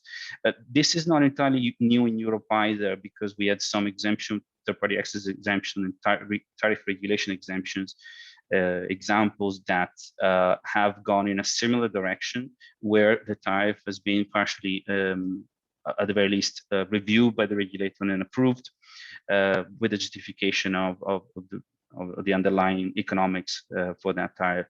So a regime can be designed around the same principle. Obviously, this is just a conceptual description. The practice of it needs to be further deployed and designed in regulation. Obviously, it's not that simple, but the concept, I believe, goes in that direction. When it comes to natural gas networks, how do we modify the tariff regime to inject more easily hydrogen within technical boundaries? Well, there's a number of tools that we have seen applied to other renewable gases. One is reduce entry tariffs for injecting gas, in this case hydrogen, at the transmission level, if applicable, or reduction of the distribution tariffs for certain end user that source, I would say, gas with a mix of hydrogen in it, or green hydrogen more specifically. Another option that can be discussed is the pass-through of connection cost, especially for power to gas facilities, which in reality is more of a straight-up subsidy than a tariff measure, but it sits within this context. So we have different say routes that need to be explored for the two, and I believe all of these actually should be tackled in regulation if we want to make it really effective. Again, in incorporating hydrogen into energy networks more in general, but natural gas and specifically pure hydrogen networks.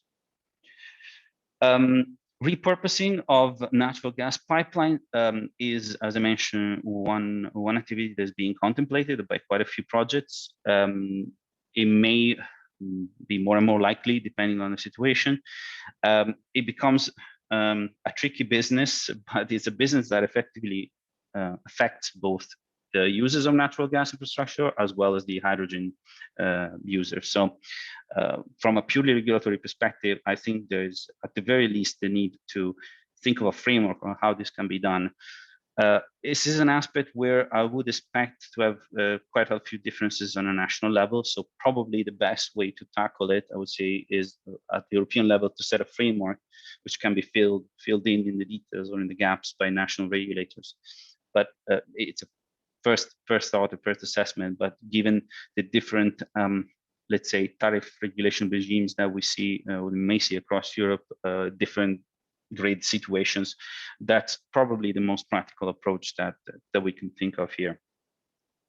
And in this respect, we need to keep one thing in mind, that the repurposing of the natural gas asset is fundamentally a business decision. And it's a business decision not just of the owner of the gas infrastructure, but also of the other companies that are going to use that infrastructure, but maybe they're coming purely from the hydrogen side. And so as a result, the decision, and this should be clear, although not necessarily, it probably doesn't need to be set in regulation, but as the owner have already right to use their capacity, but and to repurpose their investments and their assets and their ownership of their assets. But the idea of having third-party assessment of whether or not a pipeline should be repurposed may lead to legal issues, as it may border on effectively expropriation if there is, for example, a situation where we have a third-party authority deciding on whether or not a pipeline should be repurposed, or it may lead to claims for damages, depending on what the decision of that authority is. That is one of the issues that I think need to be thought about. But again, more of a conceptual point than maybe a strictly regulatory one. And if we do go down the route of repurposing natural gas assets, obviously the regulatory asset base of the natural gas grid operator in question needs to be rethought as well, inevitably. And here, a mechanism for the redesign and rethinking of the tariffs of the RAB, first of all, and the tariffs as a result of this repurposing of the gas pipeline should be designed. Again, as mentioned before, we'll probably need a European approach to this, just to make sure that there is some level of playing field, but then the solutions are most likely a national level. And so is the change of tariff for the users of the gas grid, if any, depending on the situation, that we would need to define, or that the regulator will need to determine at the end of the day. Again, most likely at the national level. So that brings me to the end of the presentation. Quite condensed, so apologies for that. But I think it's important to have these points, I think, clear in mind in terms of what needs to be tackled to have an effective hydrogen regulation. So thank you for that, and happy to answer any questions. Thank you very much, Cristiano, for a good presentation, and it pretty much reminds me of all the regulatory debates that we are having in EU 27 regulatory bodies. So let me just now have a first question, and it was asked before in the morning session. I don't know if you were No. here, which is for the electricity regulatory aspect of it, and it might be a basic question from my side, and I would reformulate it a little bit in a way that it's clear that the gas TSOs, or alternatively the owners of the gas TSOs, might be major enablers of the hydrogen economy. It's clear they have a strong interest or investment to save the business for the next generation, for the net zero carbon world, which is a very strong incentive, clearly. While on the other side, there is much less discussion on the role of the electricity TSO side. I think also they have a quite strong potential interest in launching the hydrogen economy, because of they need something how they can stabilize the grid. So and hydrogen can be an important tool of that. So can you maybe share the from the electricity regulatory aspect of it, whether the same unbundling rules apply, or it is not discussed yet? So yeah, I mean, this is the basic question. Thank you. No problem. So you're looking at distribution and transmission both in general? Yeah, I mean, my question is mostly from the TSO side, but also TSO if there side. are some consideration on the TSO, then of course it is also interesting. Sure. In general, I would say, well, I haven't deep dive in that as I did for gas, because obviously gas grid operators are directly affected. But on the unbundling side, now that you ask, I don't see, I would say the same principles in general, although the case for the grid operators to be, so for the power grid operators to be enabler of an energy economy comes from a different angle, of course. From thinking about it on the fly, but again, I would need to put more thought into it, is obviously they come in from different type of projects that may involve obviously direct interconnection more towards the, I'll say, upstream part of the business. So interconnecting, if you're talking about green hydrogen, interconnecting wind farms to electrolyzers and so on. That in that sense, yes, you find a role as well there, which is in a way similar but coming from a different angle. I think in general the overall hydrogen business, because it brings together two sides of the business that for now we are treated from a regulatory perspective separately, or largely separately. The whole hydrogen development forces a bit the thinking towards bringing the regulation together. It is a massive exercise. There's no immediate answers there, but I think on that note, on the unbundling part, these two sides of the business should come together with the same principle. Okay, thank you. So coming back to the gas side, so we had before this question, but it comes back again, and let me ask that also from you, that what do you think, what is cheaper, building a new hydrogen infrastructure or converting an existing pipeline? I would say depends on the project. It's all project specific. I presume it depends also on the scale, of course. And as well as some local limitation you may have in terms of building itself. So what I've seen is this for some projects that are tackling, where there is a TSO involved, are tackling conversion of certain sections of the pipelines that are either underutilized or they expect to be underutilized, and that connect certain consumers as well. So probably I would say converting will be, if technically feasible, the first option, as long as it's meeting the business requirements. Okay, thank you. There is also a question regarding the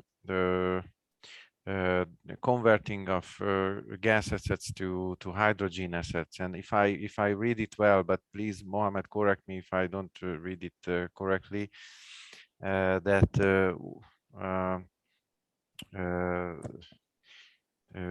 basically that what are the most important aspects of converting it? Sorry, I couldn't catch the meaning of the question in general. So if you can precise it, but let me ask in a way from Cristiano, that in your presentation, you had a point that no third-party assessment is recommended when converting the asset of the gas TSOs to hydrogen. So can you elaborate on that a little bit more?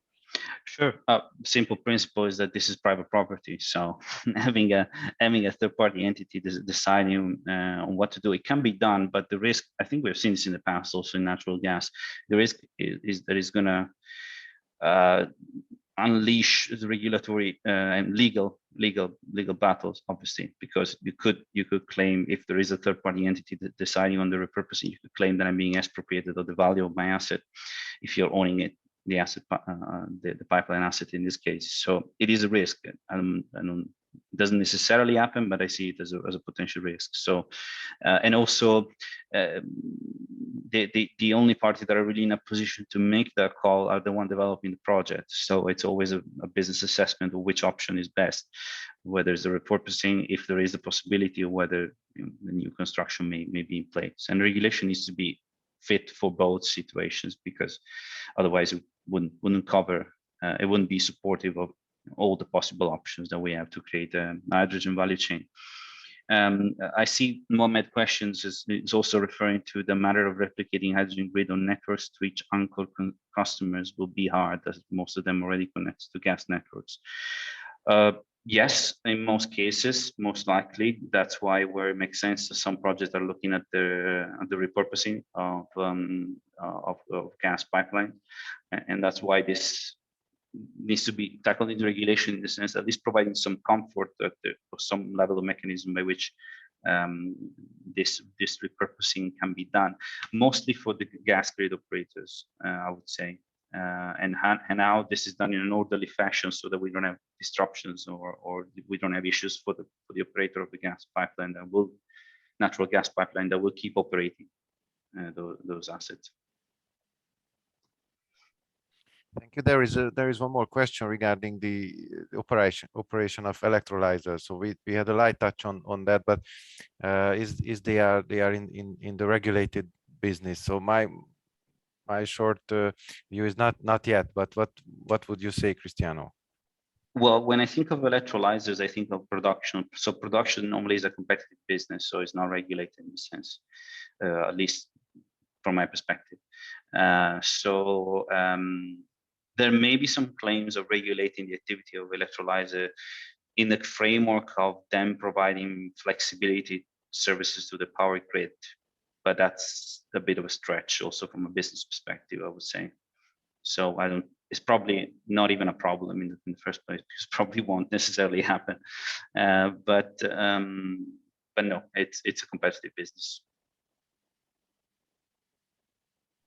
And in a sense that also still for the electrolyzer, still from unbundling point of view. I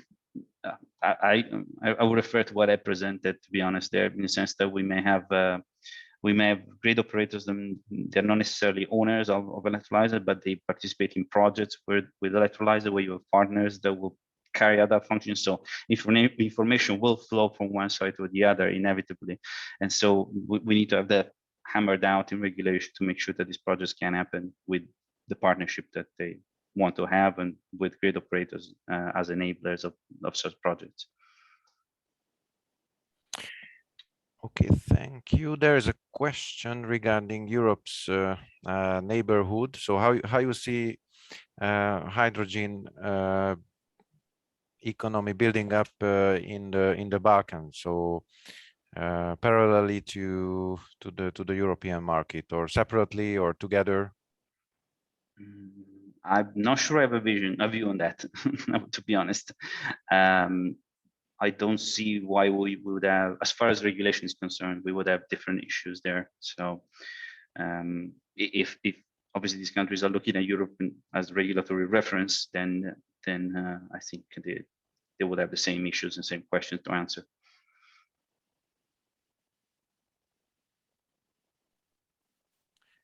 Okay, thank you.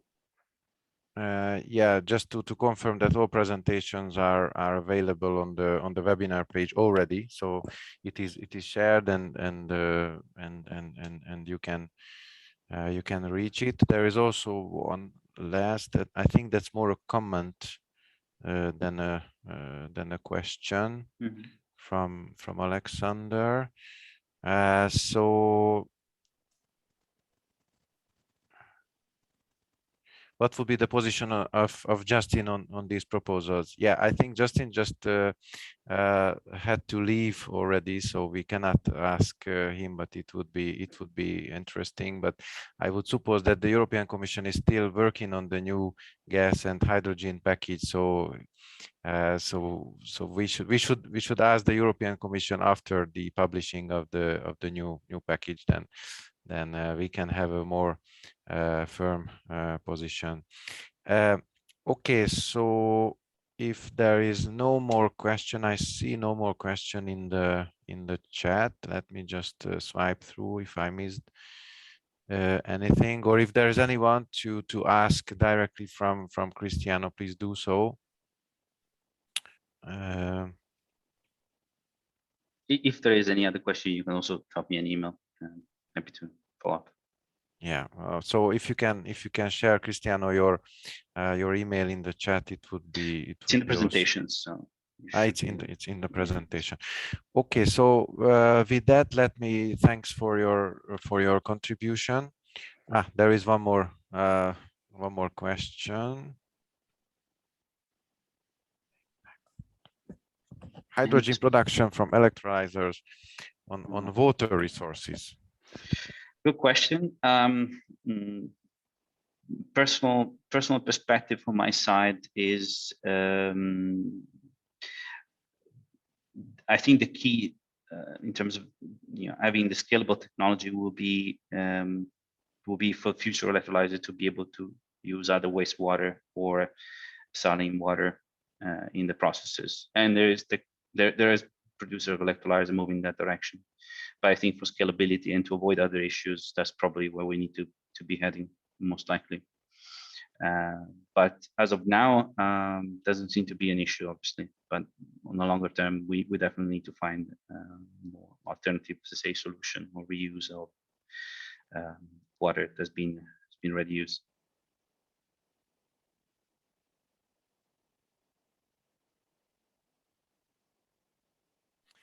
Okay, then thank you very much, Cristiano, for being with us. Please stay with us if you can. So now let me turn to the two concrete case studies that has been prepared for today. So first of all, let me turn to Mr. Mehmet Şerif SARIKAYA from GAZBİR-GAZMER from Turkey, who will speak about piloting hydrogen injection of hydrogen into natural gas distribution networks, and also a bit wider from Turkey's hydrogen roadmap perspective. So Mehmet, the floor is yours. Thank you very much for your kind invitation. I hope it will be the useful session. Today, in my presentation, I will talk more about the use of the hydrogen in natural gas network. I will touch on the advantages it brings and difficulties in the transition to hydrogen economy. First of all, when we look at the hydrogen is the lightest atomic element, and the hydrogen has the highest chemical energy content by mass. And we compare with the natural gas, the value of the calorific unit mass, the hydrogen is approximately 2.1 times to the natural gas. It is therefore not surprising that hydrogen is thought to play a prominent role in the energy system of the grid. And especially now the country used and applied the many energy types in fight against the climate change. Recently, hydrogen has started to draw attention of the countries. And when we look at the application side of the hydrogen, is very wide, and such as the industry, the heating and transportation, and also the electricity generation. At this point, I think that the natural gas are considered as an important application area. It is expected that the integration of the hydrogen into the gas network will make the transition to into low carbon economy, and also make a great contribution to ensuring the sustainability of the natural gas infrastructure.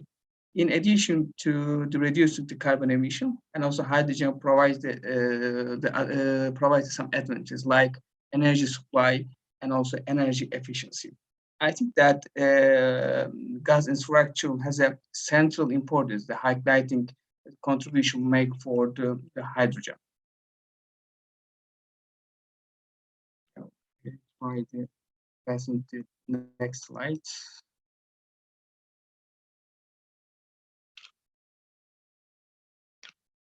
Yeah, okay.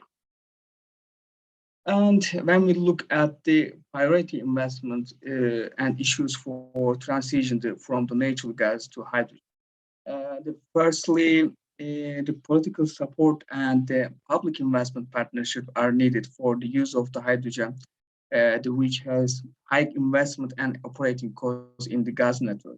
At this stage, it will be beneficial to give this support R&D studies in order to reduce the production cost of the hydrogen. The second one is the regulation on the hydrogen. Also, the speaker also mentioned that the latest issue on the regulation for the hydrogen. But when we look at the legislation side, the use of the hydrogen is not sufficient, not allowed to use it in the natural gas network. But when we look at the some countries, it's allowed the rates started from the 0.1 to 2%, and now we see the maximum to 10% hydrogen in the natural gas networks, and also developed for some pilot area. It is a matter of the curiosity how regulation for hydrogen will be, and also we are wondering whether it will be separate the legislation or whether it will be shaped under the natural gas legislation. It's a stage of the discussion.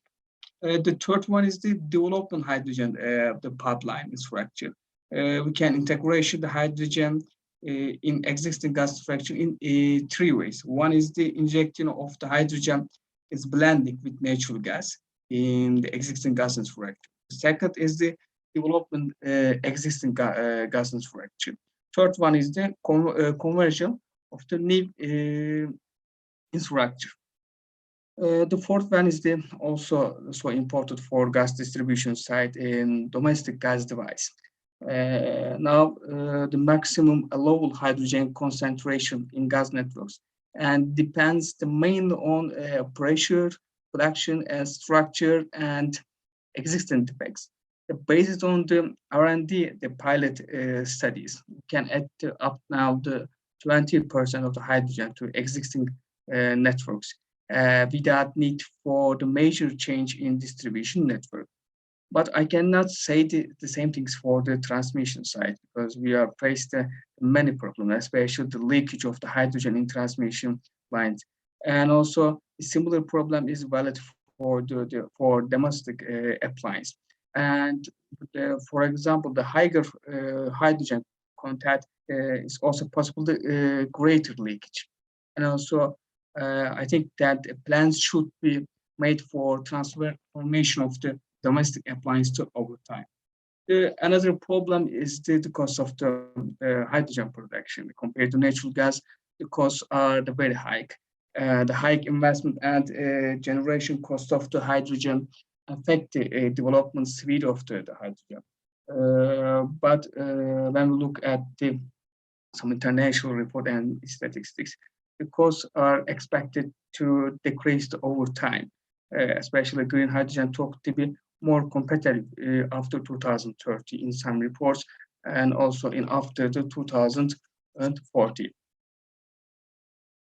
And the hydrogen injection projects are carried out many gas networks across the world.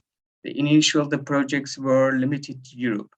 Then now the many countries, for example, Australia, Canada, United States, also Turkey, have started to design the project for gas networks to increase the low carbon hydrogen demand. And then nearly 2,900 tons of the hydrogen injecting per year into gas networks in worldwide. When we look at the national hydrogen strategies, the countries emphasize the use of the hydrogen in their existing gas system. In particular, we witness intensive R&D studies, the countries such as French, England, Germany, the USA. The pilot studies are carried out for use of the hydrogen each stage of natural gas system. We also that various proposal and the targets have been set by some countries for use of the hydrogen gas system. Let me give some the example. For example, in Australian, we see the 2050 gas vision program. In England, gas goes green plan. In Sweden, hydrogen transport infrastructure plan, and also the 11 European gas infrastructure companies present the European hydrogen backbone plan, and the German natural gas pipeline operators also proposed the German national hydrogen infrastructure. They are the example of the project and the plans to of the using the hydrogen gas system. And also we can evaluate the future perspective of the hydrogen over 5 topics. The exchange of the gas network side, we see the many reports. One of the important report is published from the Gas for Climate 2050 decarbonization plan. The plan is included 5 steps have been foreseen on use of the hydrogen and biomethane up to 2050. According to this plan, it is possible that 100% renewable and low carbon gas will be replaced of the natural gas up to 2050. Of course, I think it is directly relation with the net zero targets. If net zero targets are missed, I think that the targets can be possible. When we look at the decarbonization side, and also according to the hydrogen report from the International Energy Agency, it's possible to decarbonize the 13% of the natural gas consumption with the hydrogen by 2018. Half of them is the green, and half of them is the blue, the hydrogen. The saving side, when looked to, and it's a very huge money at the saving, approximately 140 billion euros. And the employment side has also created many jobs opportunity. And now they mentioned that more than 600,000 new jobs is possible 2050. And in investment side, it also depends on the system's structure, but is expected to between 27 or 64 billion euros is predicted up to 2040. And now I will mention the clean gas project. This is also the first project in Turkey, the power to gas project. This project is planned to launch pilot in Turkey. The main aim to decrease the reliance on the fossil fuels-based source, and also using the more environmental friendly energy carriers. This project is a cooperation between university, industry, natural gas distribution company, AXA and ENER, which are some of the largest private natural gas distribution company in Turkey. On behalf of the natural gas distribution company, GAZBİR-GAZMER conduct the first power to gas project in Turkey. This project funding is provided by ENER, Turkish Energy Market Regulatory Board. And wind and solar energy based electricity production system was designed and installed in order to generate the green hydrogen. Then produced hydrogen was mixed with the natural gas to be injected into local distribution network. And experience in other countries show that transition to large-scale application of the hydrogen injected natural gas has been already begun. And also previous speaker mentioned that as I give you some example. But in Turkey, there isn't any project until the Clean Gas project. In this demonstration project, the natural gas hydrogen mixture was performed, and also the burning in the domestic appliance, such as gas stove, boilers, the pipelines, the other gas equipment is also tested. The hydrogen was generated with the alkaline electrolyzer, and also this is the widely accepted method. The produced hydrogen was stored in the high pressure tanks, and also we mix it with the natural gas. We store the hydrogen is the temper and mixing the bar is the forward. We mix the hydrogen and natural gas in forward.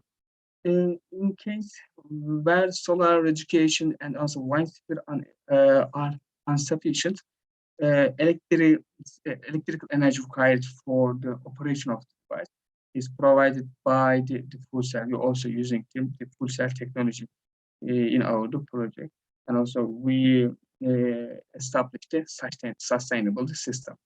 And also the first stage of the project, the particular amount of the hydrogen was mixed with the natural gas coming from the network at network pressure in the mixing device. And also I mentioned that the forward.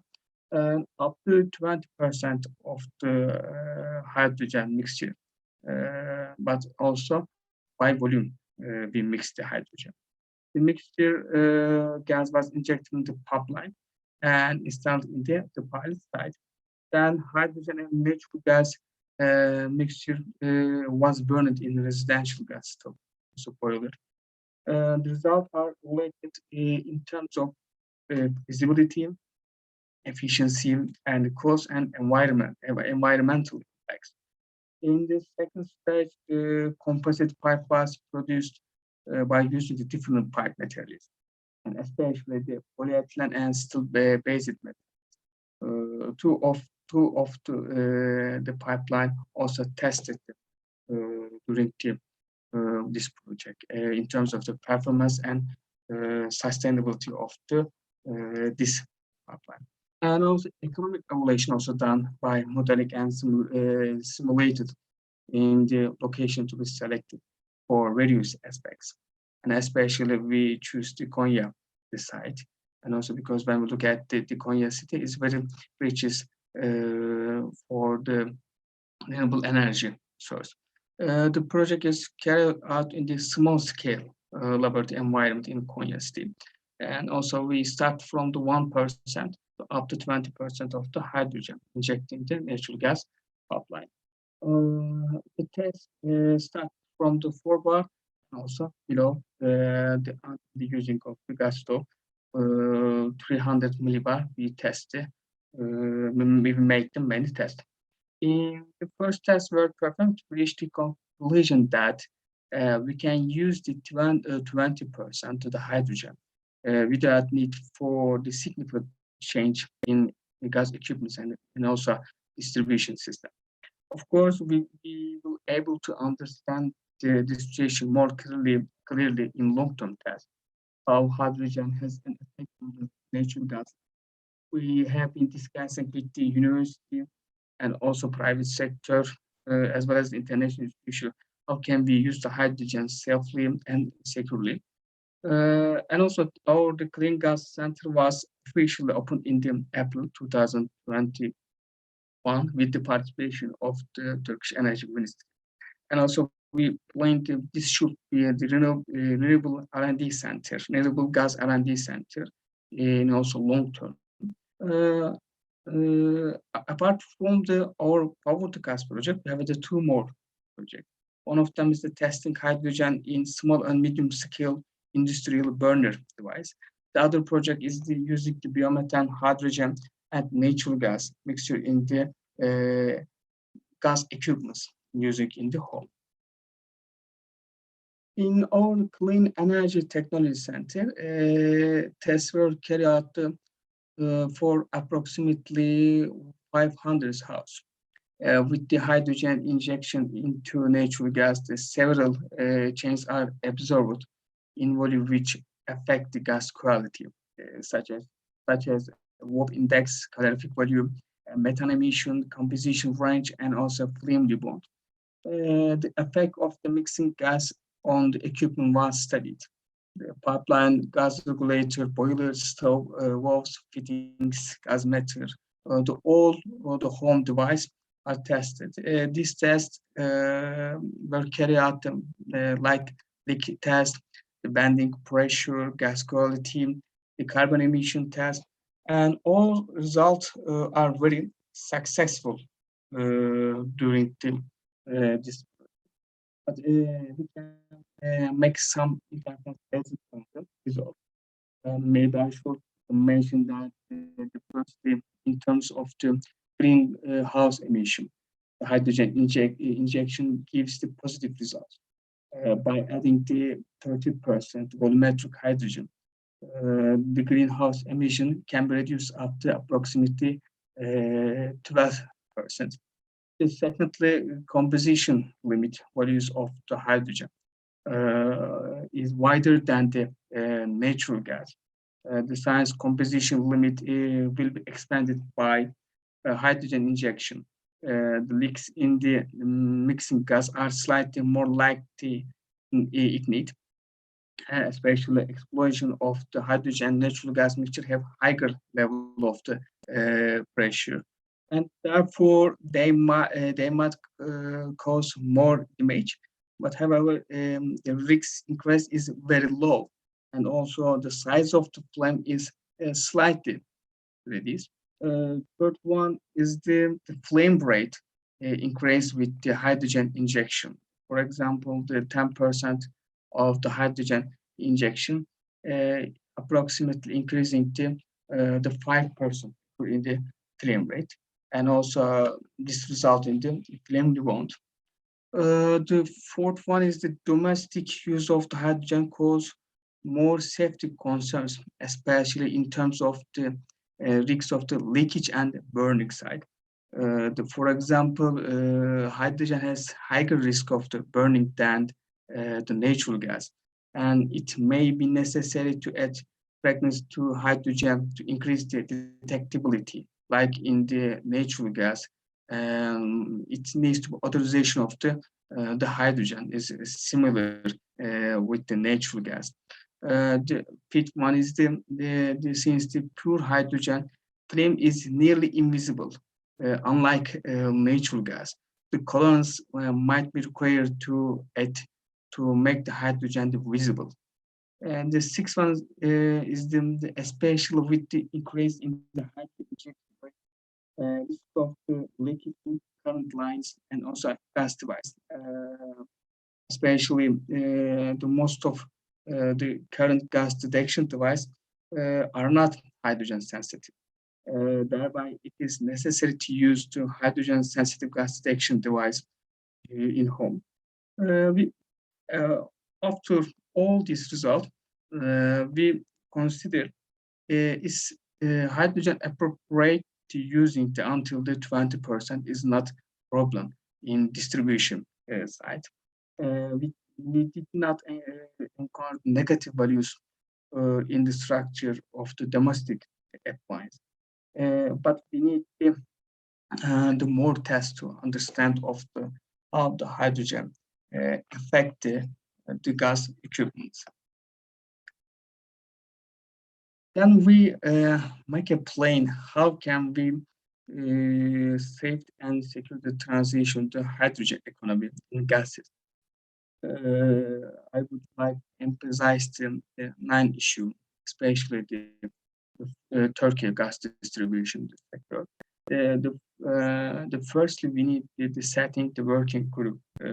This static group to cover each and every sectoral stakeholders should be established, to including the representative from the gas transmission, distribution, storage, and also government agency, non-governmental organization, university customers, and also manufacture sector side. The second one is the gas quality and safety. When we look to international gas sector, does not have a standard concentration rate, and also there isn't any WOP index for hydrogen injection into natural gas network. This situation needs to be clarified. Technical compliance transporting the hydrogen by pipeline, the cost of many technical and security problems, especially in the leakage problem in the transmission line. Another problem in direct injection of hydrogen in gas, hydrogen embrittlement, which occurs in the pipes, is the made of iron or steel, can lead to increased pipe cracks. The use of hydrogen in steel the pipe poses causes higher risks compared with the polyethylene lines, especially the steel pipes used in transmission lines became more fragile over time due to the high pressure and hydrogen concentration.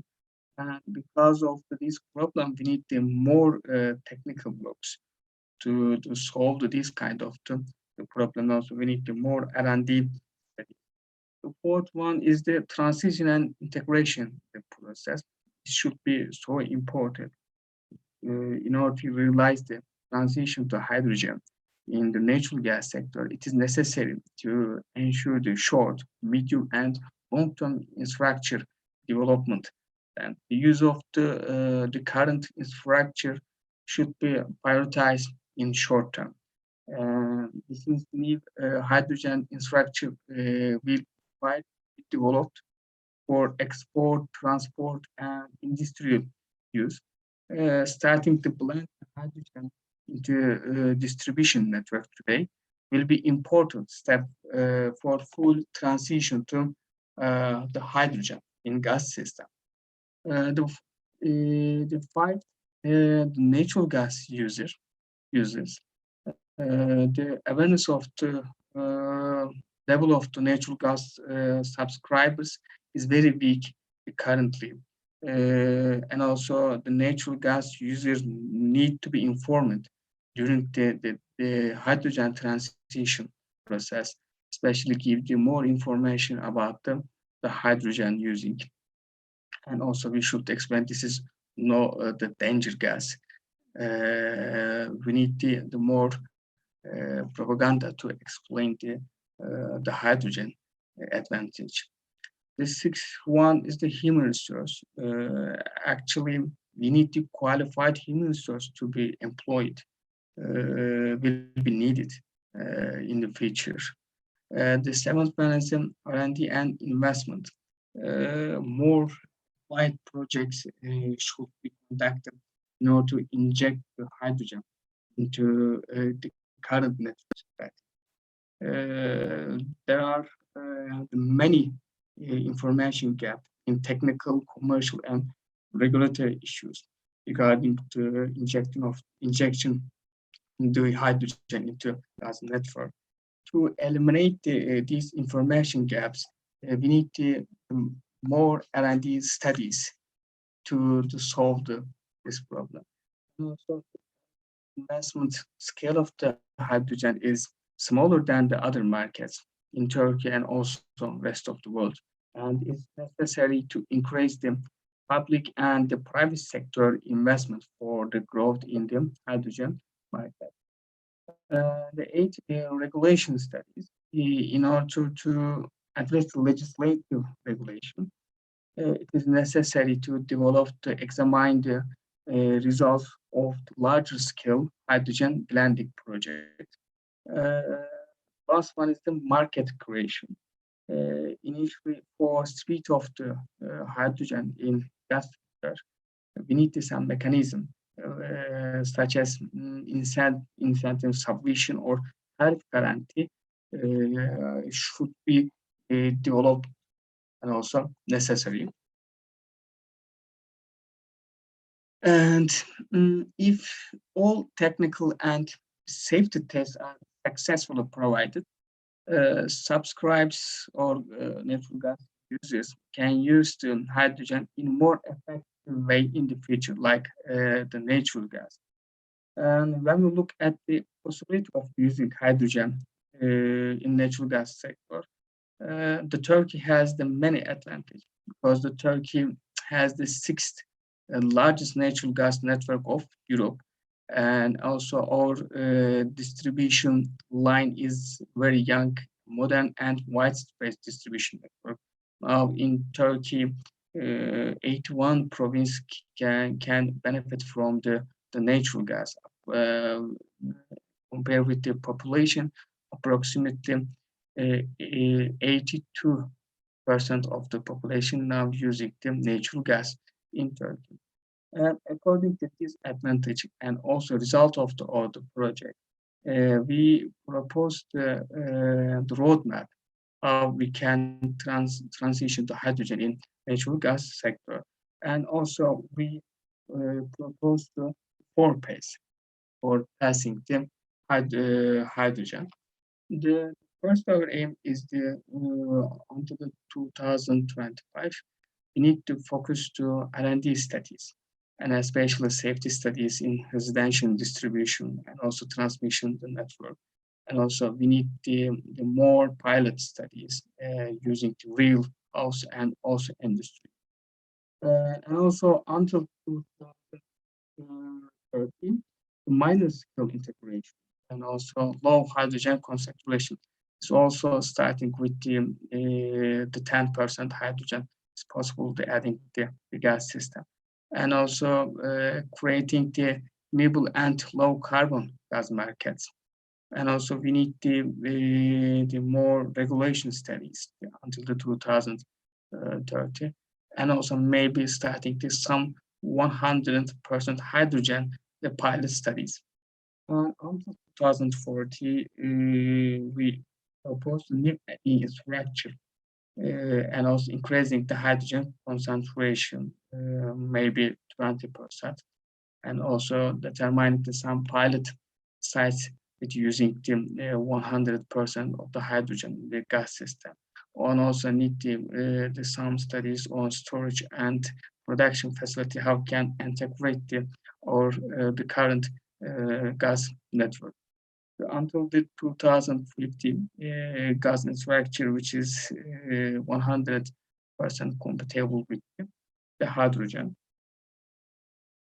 And finally, I can say that maybe this transformation not possible in the near future, but the distant future, and also is possible. And we need some quite significant government support, and especially some pilot project to understand of the hydrogen, how the effect, and also to decrease the investment cost.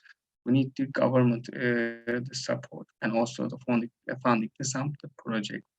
And we need some extra regulatory and commercial framework studies to clarify the hydrogen using.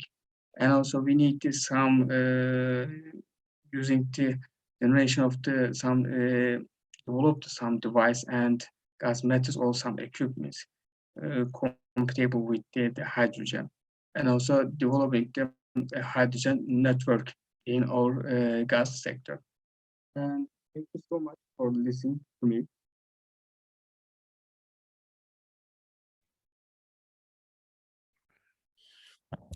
Thank you, Mehmet, for your presentation on the Turkish perspective, and also the presentation on the low pressure pilot project. I find it really interesting because it gives a view also on the usage of the mixes for the household appliances and boilers and other usage. There is a question in the chat which asks that the mix of the hydrogen to natural gas require a change to the combustion system which is normally used for methane? Yeah, especially or the first into the adding. We don't want, because if you change to your system, you bring the extra cost for the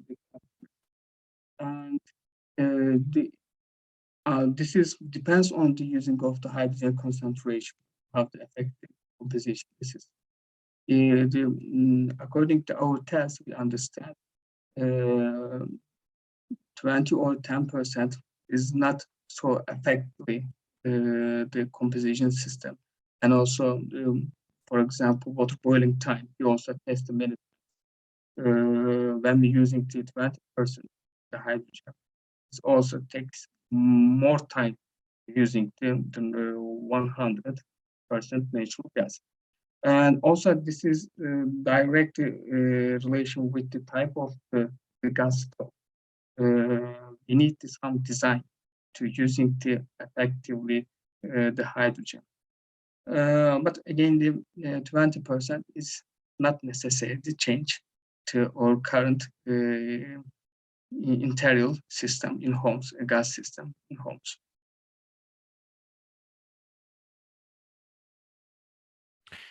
Thank you. There is a comment from Alexander. It seems that Turkey may have more pragmatic, realistic strategy for hydrogen than the EU one. And also the question, is it actually adopted by the Turkish government yet? I'm not sure if it's for the project or the hydrogen roadmap. I guess it's for the this is all the Turkish Gas Distribution Association proposal, the roadmap to governments, and we say that gas distribution sector idea like that about the hydrogen, and we proposed the 4 steps. I also mentioned that 2025, 30, 40, and 50. Finally, we want the hydrogen and compatible with our system, the gas system. Now we are waiting the hydrogen strategy from the government. Actually, it's possible that because our Clean Gas Center opening ceremony, the Turkey Energy Minister say that the beginning of the 2021, Turkey is explained the hydrogen strategy. And also he mentioned that the 4 important area using of the hydrogen. One is the production side. Especially the Turkey is focused on the production of the hydrogen from the coal. Secondly is the export to hydrogen, because when we look at the Turkey, and Turkey has 2 advantage. One is the geopolitical advantage, and also easily transport the hydrogen to Europe, get from the Middle East. And also, the Turkey has the big renewable energy source, especially the solar. And this is all the product export side. The third one is how can we use the hydrogen, especially the natural gas system. And I mentioned that when we look at the Turkish gas distribution, the network, this is also the 6th largest gas distribution in Europe. And also 82% of the natural, 80% of the population can benefit from the natural gas. This is one of the ways using the hydrogen in the gas system, maybe starting from 1% or 2%. Also some the pilot area, not all Turkey in following 5 years. The last one is using the hydrogen transport, as the energy minister mentioned that. Thank you. Does Turkey plan to focus on green hydrogen, or do you plan to develop blue hydrogen production projects as well?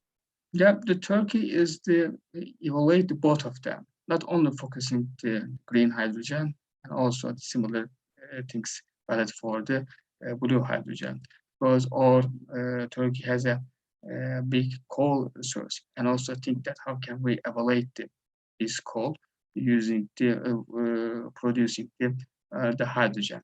and especially we need some CCS technology. This is the one way. That, of course, we also think that the green hydrogen, and also Turkey now starting to some electrolyzer project, production project now. So some the Turkey Energy Ministry the support to some R&D studies, production of the electrolyzer, and now some university and institutions start to electrolyzer production, and also the Turkey also think the green hydrogen production. Okay, thank you very much, Mehmet, for great overview and presentation and discussion. Stay with us if you can. We have one more case study, as this was for a low pressure pilot project. We have a high pressure pilot project from Hungarian gas storage to mix in hydrogen. I hope that they are here, because I just had the information that Lajos ERDÉLYI, who will speak, might have some connection problem. I hope that it has been solved. So just let me have a confirmation that Lajos is here with us and can start the presentation. Yes, Paul, I confirm that we have had a problem. Unfortunately, Lajos' connection dropped, so we are working on re-establishing this and make him reconnect to the webinar. Apologies for that. And I think we just need to wait, hopefully just a couple of minutes, maybe less, and then we can continue. Thank you, Kasper. Okay, I think that Lajos should be here. So if you can confirm, yes, Lajos, and you have the connection established, then we are very happy for that. And you're on the fly, so yes, the floor is yours. Thank you very much. Thank you for your patience. So I'm just sharing the screen.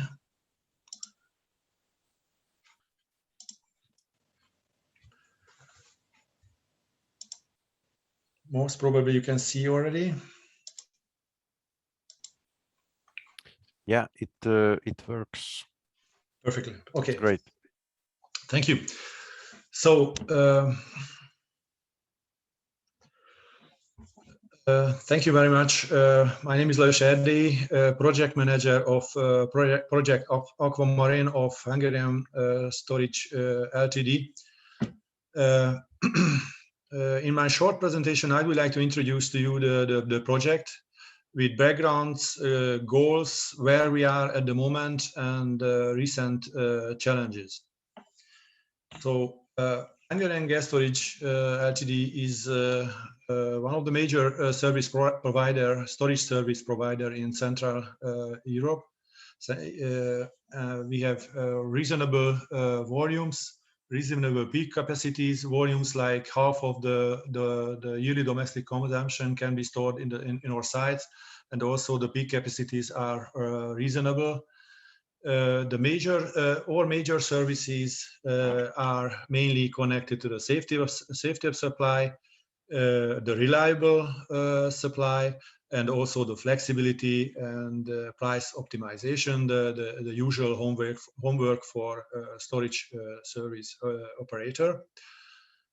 We have 4 storage sites with in total 4.4 billion cubic meter of working gas capacity, and almost 50 million cubic meter per day peak capacity, with fairly different characteristics of reservoir and storage sites, but that is a good mix for flexible operation with a fast reacting big volume storage site back to the regional importance storage sites in one of our sites. So with these storage sites, we have reasonable infrastructure behind to operate in a fairly good situation or good condition compared to the age of 40 to 20 years old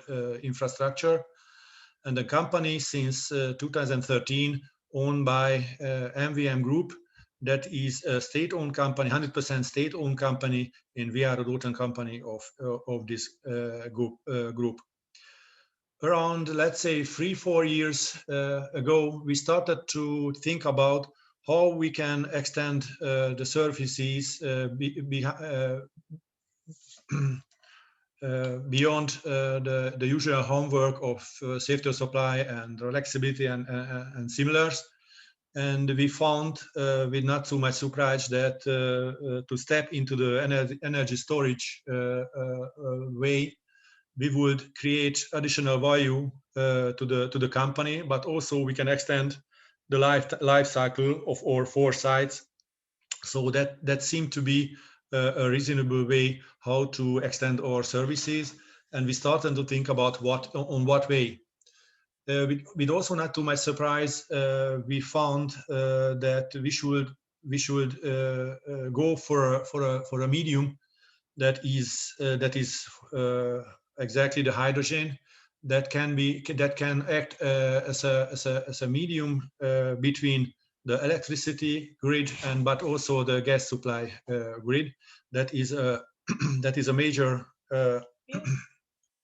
that can be a major connection to the grid. So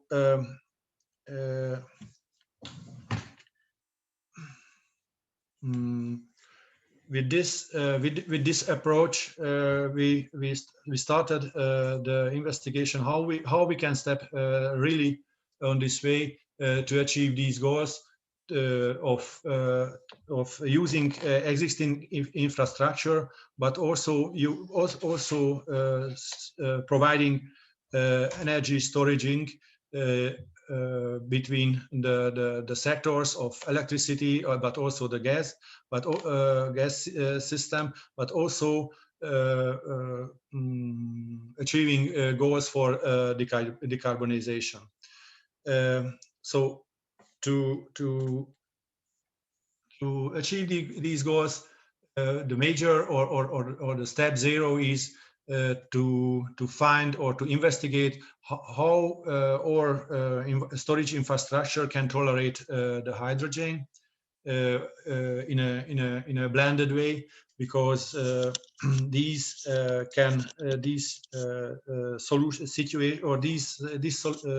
solution can provide the goals for this road. So the goals of using existing infrastructure and connecting the gas network with the electricity network and decarbonization goals. This is included in the national hydrogen strategy that is in public since May this year, and that is why this Aquamarine project is included as a pilot project or as a test project in this strategy, where the details for the technical scope is the following. Let's make it possible to produce hydrogen in a storage environment, in a mining environment, and with this produced hydrogen blended with the gas, and use it in our existing storage structure. Meanwhile, investigating that if our storage structure can tolerate and how much can tolerate the hydrogen blended gas. But also not just operating in an island environment, but send out the blended gas into the gas transmission, high pressure gas transmission system, but also to the distribution system. So with this test project, we are going for the investigation of our existing infrastructure, but providing system coupling services for our MVM group to balance the peaks of the electricity production of coming from the green electricity surplus environment. So that's the two goals mixed, but also the last one is using the blended gas in our own infrastructure, and with increasing share in this is going for the decarbonization role. Where we are at the moment.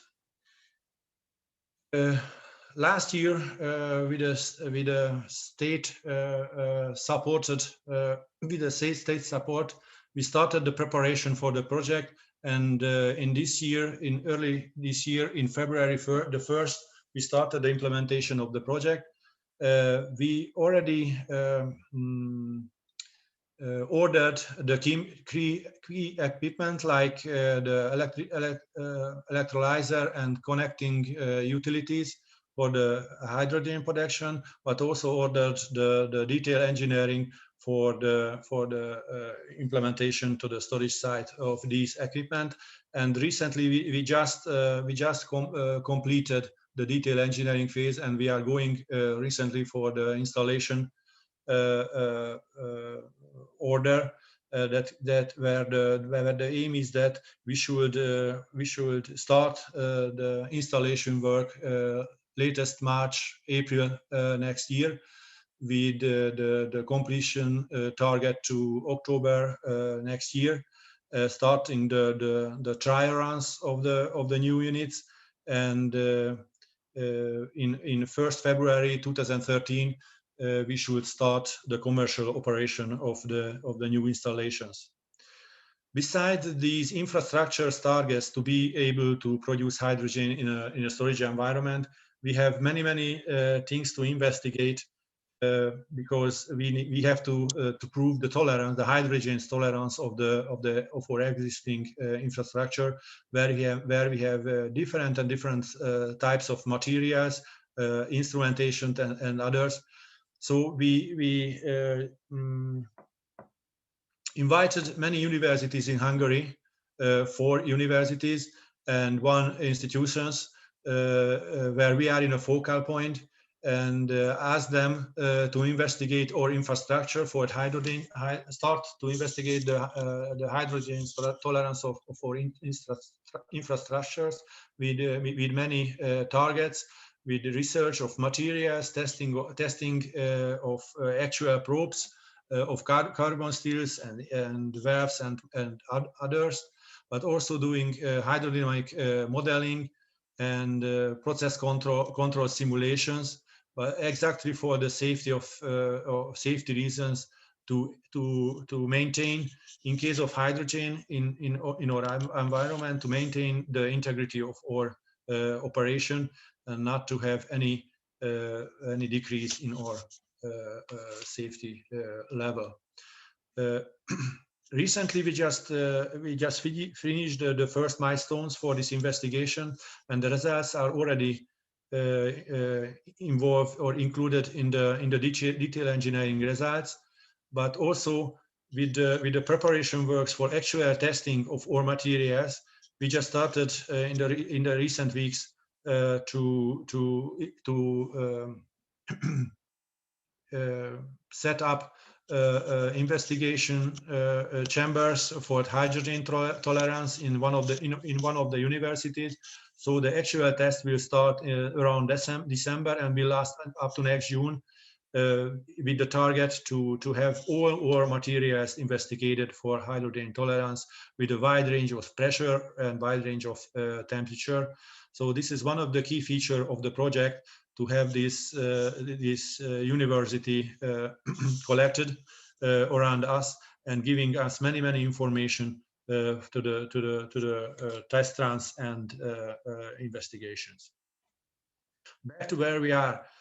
We have many challenges, regulational challenges in Hungary, because of course in Hungary there are many hydrogen producing plants for pure hydrogen, but none of them is included in a mining environment. So we should, let's say, pioneering through or projects for safety reasons, mining safety reasons, even with the modification of Mining Act in Hungary, but also going to the ENERRA in Hungary to set up to the trial operation starts with business, to set up the business environment, not just for storage operation, but also for operation in an entire gas supply chain, in a transmission network, but distribution networks and for the end users also. These discussions started already months ago, and we are on the way with the target date of up to next year to have a clear view of how we can operate, not just in island environment, but also in a wide range in a gas supply chain. As I mentioned, this is a pilot and test project where we are investigating the tolerance for the surface system in Aquamarine project with the target to answer the question by 2023 that we can produce and we can receive hydrogen from the grid and use it in our surface system. And later on, in case the blending, the percentage of the blending increasing, we will be continuously investigating how much we can tolerate in our infrastructure, with the potential view that by 2030, and this is the best case, we will have an infrastructure that can tolerate up to 10 or more percent hydrogen percentage in our storage sites. We will see, but since in Aquamarine project only just the surface system involved, we should extend the picture up to the subsurface environment, because in a porous reservoir that we have, there are not too many storage sites that can cope with the hydrogen blended gas in a reservoir too. So we launched also last year investigation how we can test also the subsurface environment or subsurface environment. And we are, and by surprise, we are invited in one of our consortium, European consortium, where major storage service provider are gathered, and also universities and institutions gathered to investigate this question. And we joined last year. And the actual work started this year also in 1st of October with the aim to investigate also the subsurface environment with all details we need, with geological, bacterial, and many other ways, also including the well structures to investigate for hydrogen tolerance in this project. We have 27 months, so by the end of 2023, we can answer the question how much our reservoirs can tolerate the hydrogen, blended hydrogen, but also the investigation is going for pure hydrogen utilization in our porous reservoir. So we will see by this time how much we can tolerate the hydrogen in our subsurface, but also with the help of Aquamarine, with our surface environment, so that this will give us the full picture of our storage infrastructure, how we can include ourselves in this more and more growing hydrogen blended or hydrogen infrastructure. For conclusion, we are on the way. We are on time compared to our previous schedules.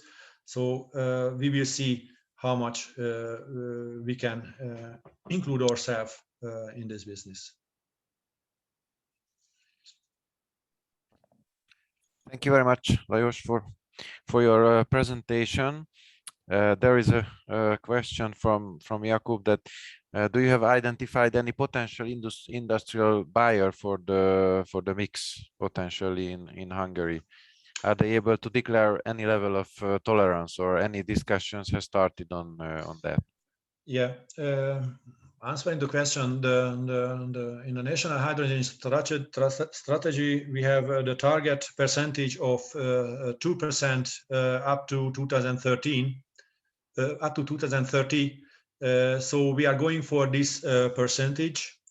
Up to now, we have detailed discussion with the transmission company and also distribution company, and since they are doing parallel investigations, we cannot answer recently this question. However, we have an active communication and active inquiries in this way. We will see our target to meet this 2%. In our up to now, as we investigated all consumers or consumers in a storage infrastructure, we can go up to even 20% of hydrogen. But this is our environment. We should investigate the neighboring system elements. And when this is also investigated or tested, we can answer the question if we can meet by 2030 the 2%, that is the target. Up to now, no declared percentage. Thank you. I see no more questions in the chat. Just I have a quick follow-up question.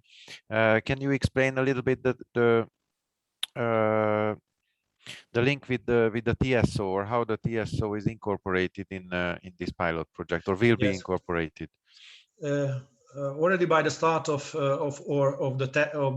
the project, so early February, we started the discussion with TSO. We established formal agreements and working groups behind, with 3 working groups of material investigations, also transportation, so the ways of transportations, but also regulational working groups, where we can define the targets from where to where we would like to get up to the end of the project. So the major goal is to reach already the transportation system by the early 2013 with the help of these working groups of TSO and our company. Okay, thank you very much, Lajos. Then good luck with the project, and also it's interesting that what will be the outcome of it.